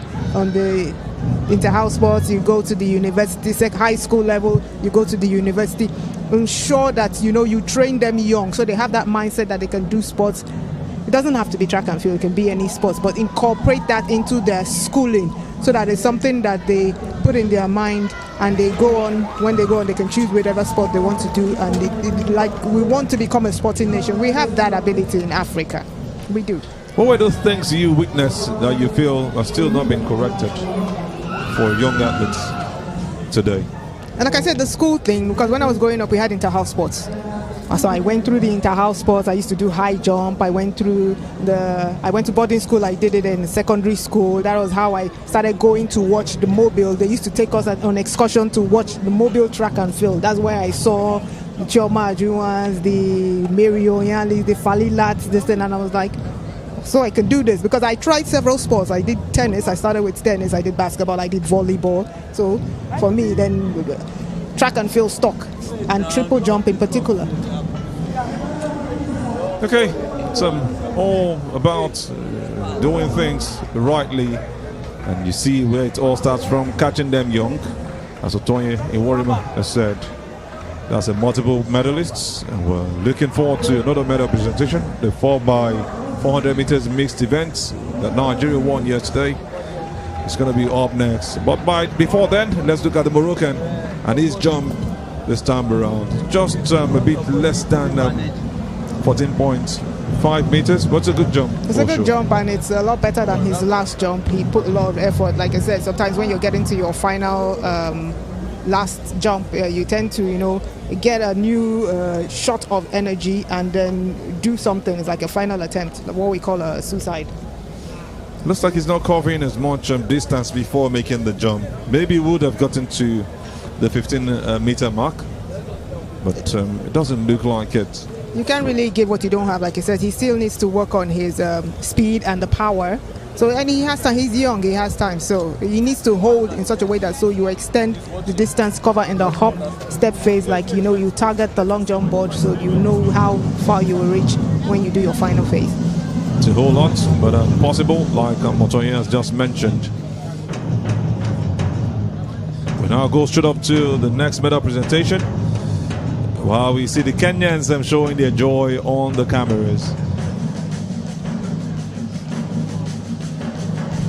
This is the 4x400 meters mixed relay that we had yesterday. It's time for the medal presentation. It's actually for the athletes that won yesterday. Just to remind you, it's the CAA African Under 18, Under 20 Athletics Championships. And this is your list of athletes that have won the event. Recently, by the On bronze medal, you've got Zimbabwe on the bronze medals, made up of Shoko Nalie, Matutu Drik, Nyahuma Anesu, and also Chihora Nenyasha. These are the 4 athletes that make up the bronze medals for Zimbabwe. It was a great race for them yesterday, and what a beautiful event we saw. Yes, it was. It was very joyous. You see the celebration. This is one of Nigeria's top events, the mixed relay, and they did not disappoint. They really didn't. Great stuff we had. You just must give it to them on the way they ran from start to finish. We'll get to them in a bit. This is for your bronze medalists, the Zimbabweans. I love their outfits. Looks so distinct and unique. With their light green, or a bit of lemon, I guess. And you saw the African color mix at the bottom. Yes, depending on whoever is the brand sponsor, kit sponsor, yes, you see the different designs. Sometimes they look at the country and then do some kind of cultural designs on your track, on your gear. So we could see a sample of that with the Zimbabwe team. And this is the silver medalist team for the mixed 4x400 meters mixed relay. Botswana, made up of Diatlo Rose Miguel, Seleka Lefatse, Matiwe Wedu, and Fatima Jr. You can see one of the girls really adjusting the crown on her hair. She's really ready to collect her medal. She has to be ready. Feels like a Miss World at this point. Yes, it is. Oh, it is a Miss World. The Miss World for the 4x4 mix.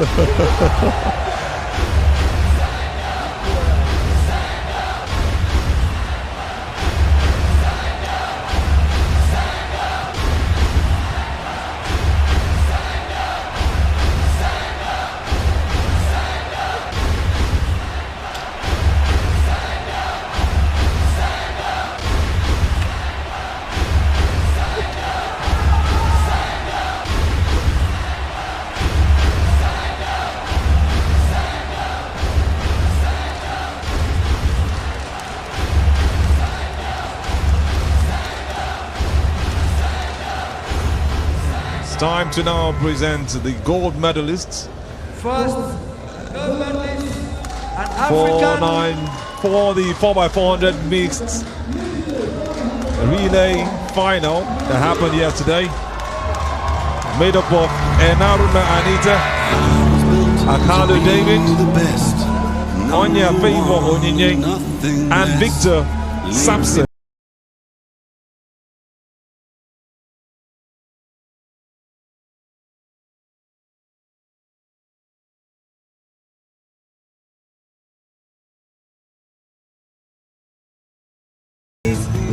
Really expressing her joy. Same is not for Favor Onyinye. She's done it a couple of times. She also won the race today.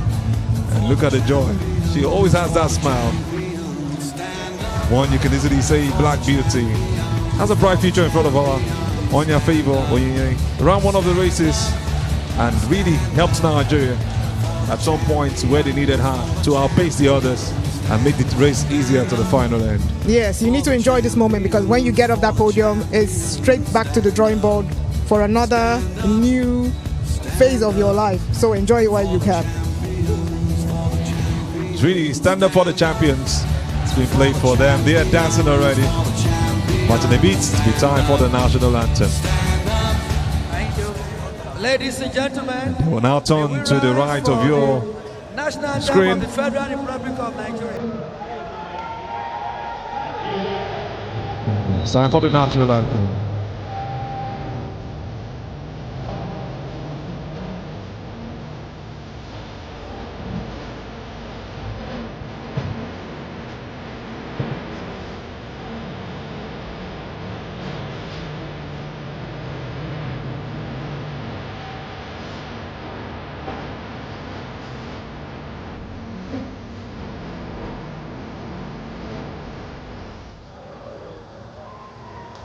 Congratulations.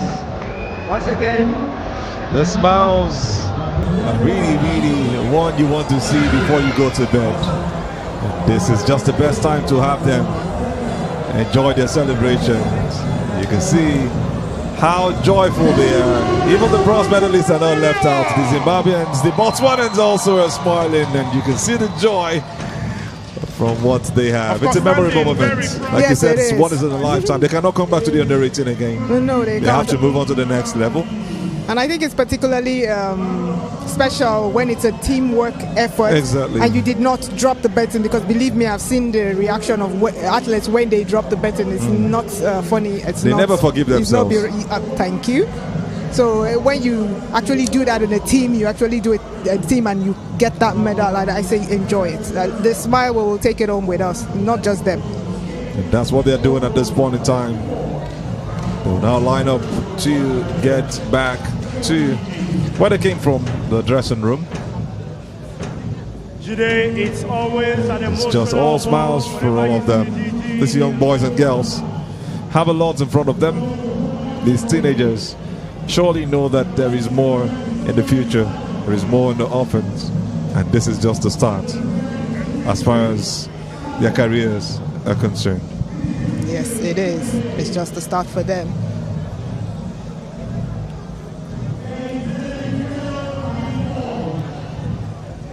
Congratulations once again to Team Nigeria.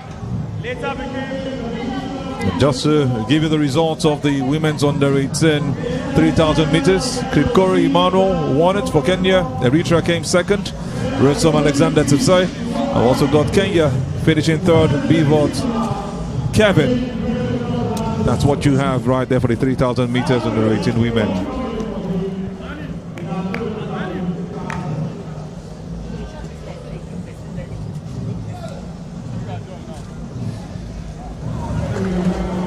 Kipro Emmanuel run a time of 8 minutes and 2 seconds.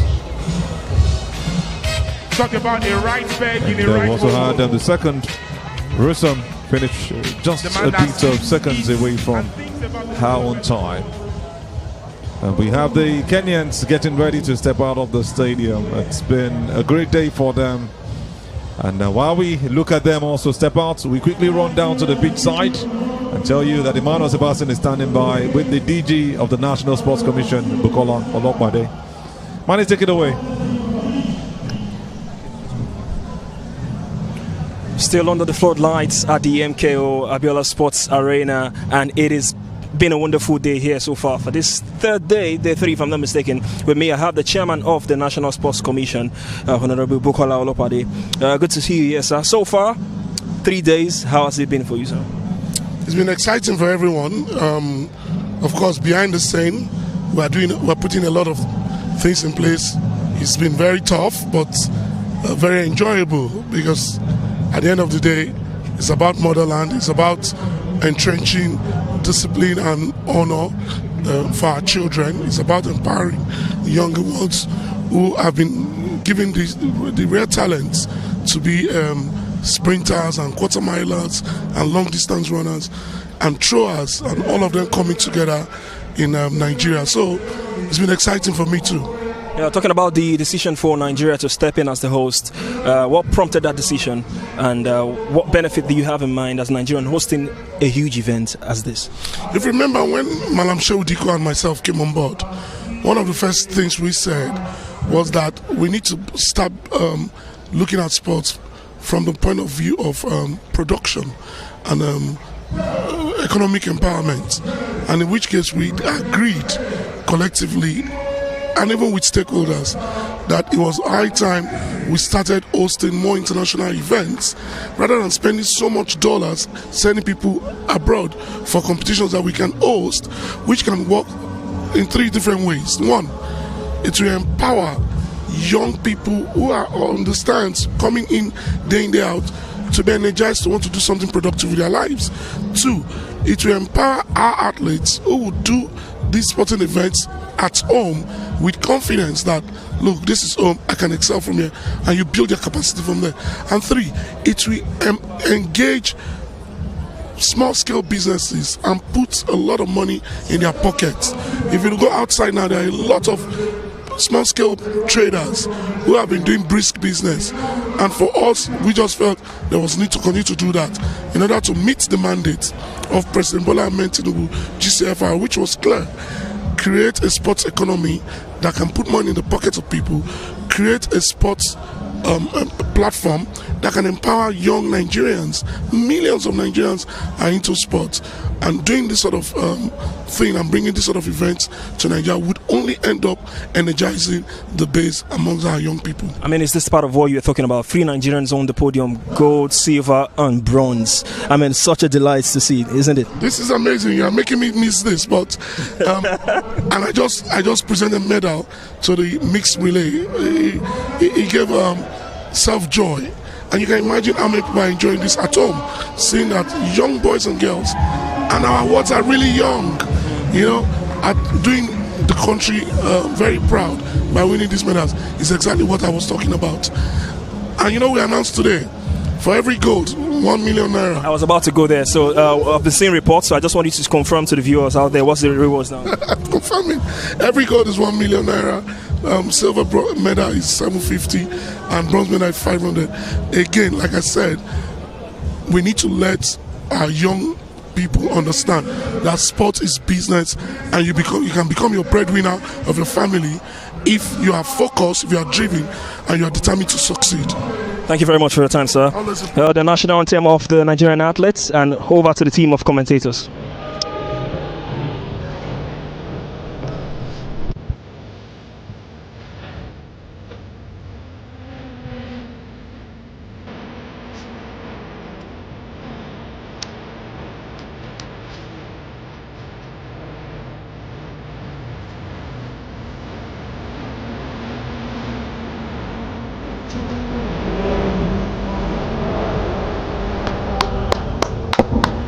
Thank you, ladies and gentlemen. Please come on your What a beautiful event you've just witnessed, from the DJ to the anthem of the country, where you have 3 top Nigerian athletes. 2 of them just picked up their medals for the 4x400 meters mixed, and also for the 400 meters on the 20 women. We had Onya Favor Onyinye win the gold, and Aruna Anita win the silver, and Jimo Tohibat Adebisi also win the bronze. Standing right there with the president of the AFN, that's Tonobok Okowa. He's just stepped down after presenting the medals as the 3 girls come together to do what they have to do. What a joy for them doing it again. Back-to-back medals for Favor and Enaruna. Otoye, how does it feel? As you can see me, I've left my chair and I'm here really jumping and celebrating with them. You actually stood up for the national anthem. I stood up for the athletes even before the national anthem. Yes, the national anthem, but first of all, the athletes were the one that gave us cause to play the national anthem. So it's something that you need to stand up for, and I'm so proud of them, really proud. That's the second one. We still have other relays, so we'll do a hat trick with the women. So what do you think? We want to do a hat trick with the relays. I can see already prophesying into the future. It's a good thing for Nigeria if they go on to do that. They really need to compete against the South Africans, but it's a huge distance. We'll get confirmation of how many gold medals the South Africans have gotten and what Nigeria have also gotten in the first 3 days. We should have all of that for you tomorrow. We're lining them up gradually so you can have a picture of what we have at this point in time. So it's a very, very interesting event. I tell you, you know that you cannot run away from the fact that great things are happening right here in Abeokuta, the CAA African Under-18, Under-20 Athletics Championships. We now have another medals presentation currently ongoing. The 110 meters hurdles on the 20 for the men, where we have a South African and 2 Algerians do the wonders in this race earlier today. And this medal will be presented by Zakele Lamini, the Vice President of Eswatini. 1,000 men under 20 be done by Zakele Lamini, the Vice President CAA from Eswatini. 3rd place winner and bronze medalist from Algeria, Larougi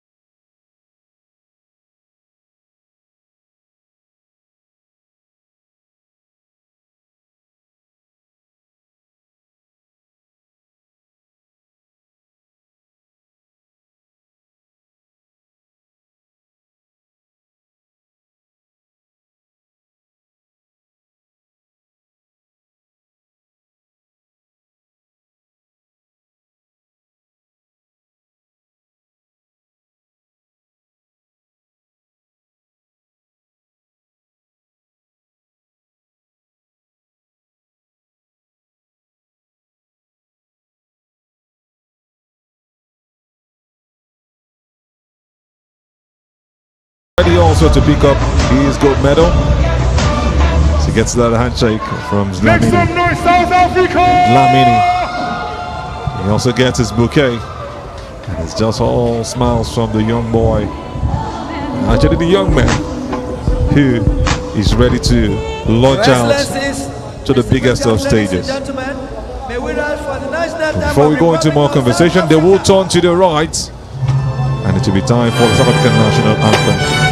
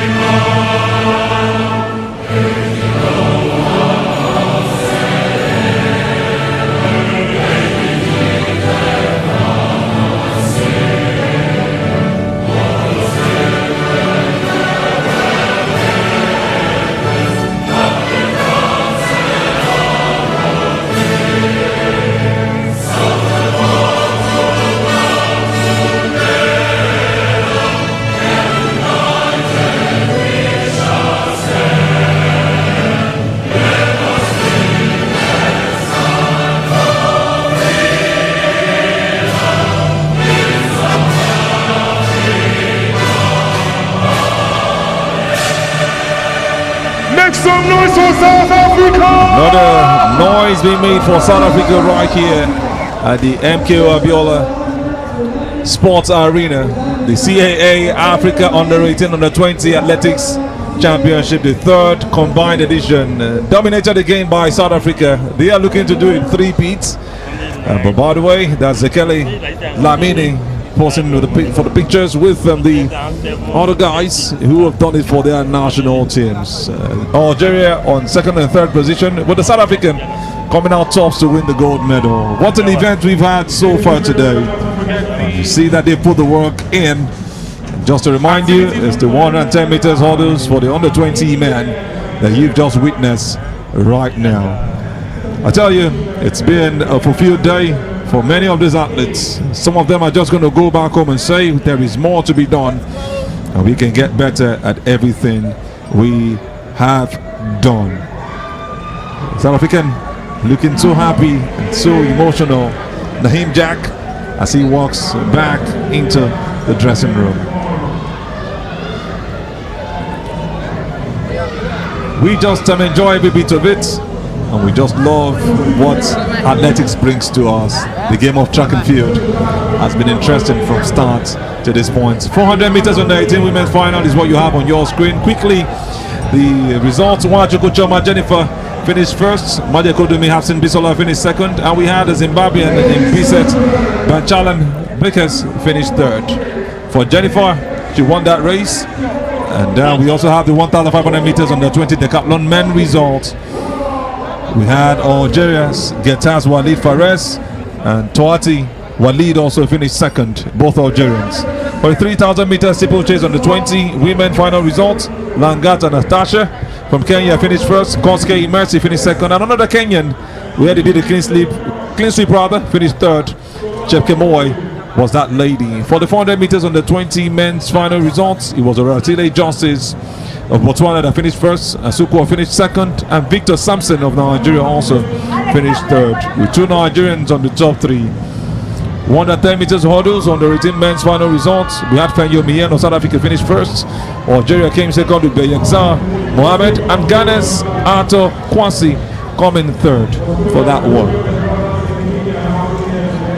For the Javelin on the 18 men final, we'll have South Africa come first, Jacobus Van der Merwe, and Nigeria's Bamidele Oluwatobiloba coming second, with Egypt having their athletes as third. The 100 meters hurdles on the 20 women's final, we'll have Tomi Ramokopa coming first from South Africa, Nigeria's Precious Okogene finishing second, and Algeria's Belhadi Malak coming third for today's events.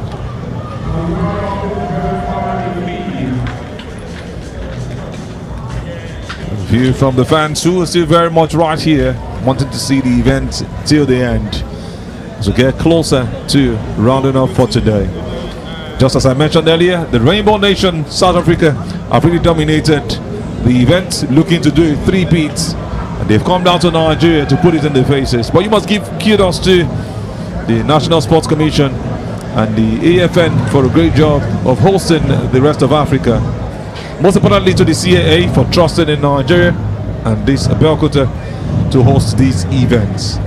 Yes, as we heard the DG of the National Sports Commission said, and when they do this kind of competition, you attract, because we heard before, we said that we are losing a lot of athletes, they're competing for other countries. So when you do this kind of thing, you show that Nigeria is, is able to do this kind of thing. You create economic empowerment for the citizen, and you attract Nigerians, our athletes back. You even have some other athletes or Nigerians that are outside, have been living there abroad, probably their children were born there, and insisting that their children compete for Nigeria because of things like that.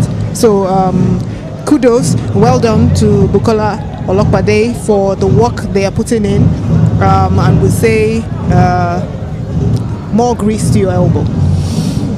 Those are words from Otoye Iworima, multiple medals winner for Nigeria. She did it in 2011 in Maputo at the triple jump, winning the bronze for the team. She also did it at the Commonwealth Games in 2006, where she won the silver medal in triple jump with a jump of 13.53 meters. The Africa Championships, she was also very much right there in 2006 in Mauritius. She won a triple jump bronze. And we also had her in the Africa Games in Algiers in 2007, where she also won a triple jump. How many can I mention at this point in time? Let me not leave out the one that happened in 2010, where she also won the bronze medal at the Africa Championships triple jump in Nairobi, Kenya, with a jump of 13.65 meters. So when you hear her talk about these jumps, she doesn't just speak from the fact that she is an analyst. She's been there, done that. She says she's retired but not tired. Otoye Iworima, it's been lovely having you right here, but I wouldn't let you go yet. There's still one more from you. But before then, let's quickly rush back to the medals, as we have one more presentation before we go home today. This one is one that has got to do with the under-20s men 100 meters hurdles, which is what we have for you at this point in time. 110 meters hurdles actually for the under-20 men, and we have your winners very much ready right here. For the bronze medal, you've got that man Getas Walid for the bronze medal. He's come up right there to pick up his medal confidently for his nation, Algeria. Another nation has done so well in this event.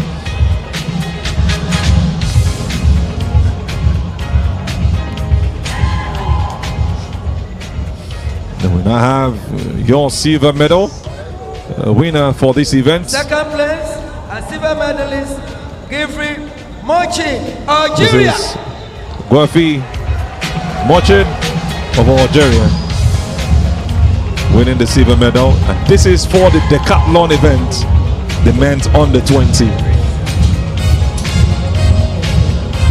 The Algerians did a clean sweep as far as this is concerned. As I predicted. Emmanuel Blessing won a couple of races, but you must give him kudos for that, doing the 100 meters and the 400 meters so well. And now for the gold medalists, you've had that man who's always been there. He did so well at the javelin and also the high jump. He has to be Tuati Walid as he lifts his hands to the sky, showing you some celebration from that man. If you watch football so well, Jude Bellingham of Real Madrid, and also the English national team. He's so happy getting the gold medal. He also gets his bouquet. The event started yesterday, and 10 events 5 yesterday and 5 today. Yes, I think for the Nigerian, what really got him is that I think he didn't register a jump in the pole vault, so that if not, he probably would have placed on the medal table. And they now turn to their right for the national.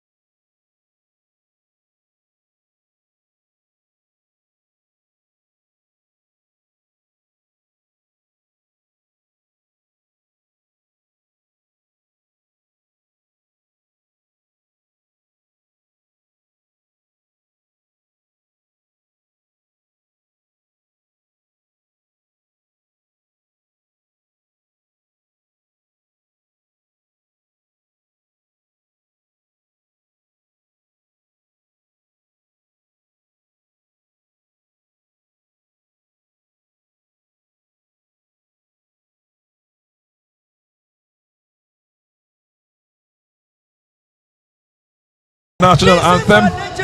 All three Algerians, the medalists for this event, doing themselves so proud and so joyful for them. We had 4 of them start this, and 3 of them coming out tops. Getas Walid, Gweri, Messina, and Tuati Walid, the winner of the Decathlon event for the men's under 20.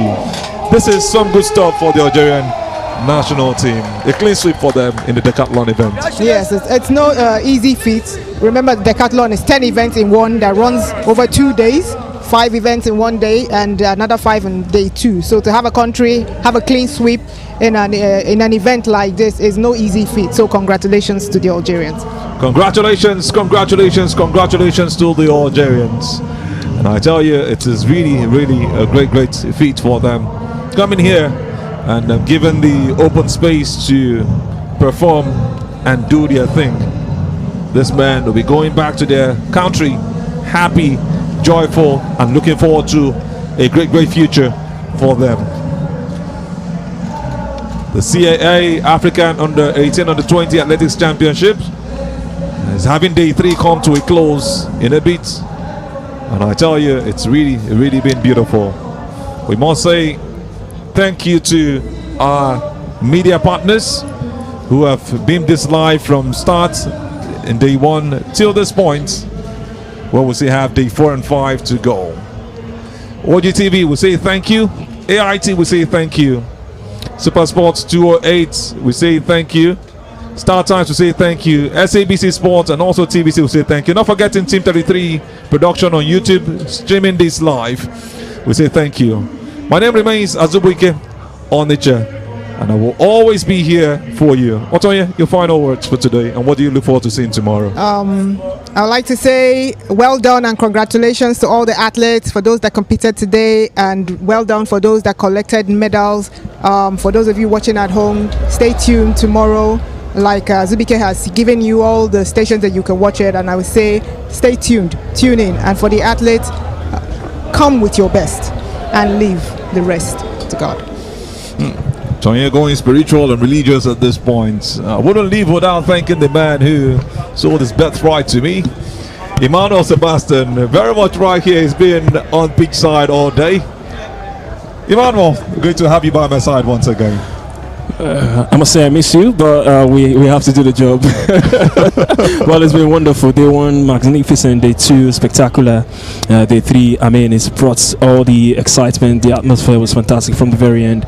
We've seen personal best being broken, more to be achieved. I've got 2 more days to go. I mean, you know, it's been wonderful, and it's been an honor to have spoken to legends on pit side, and we wait to see what the next 2 days will bring.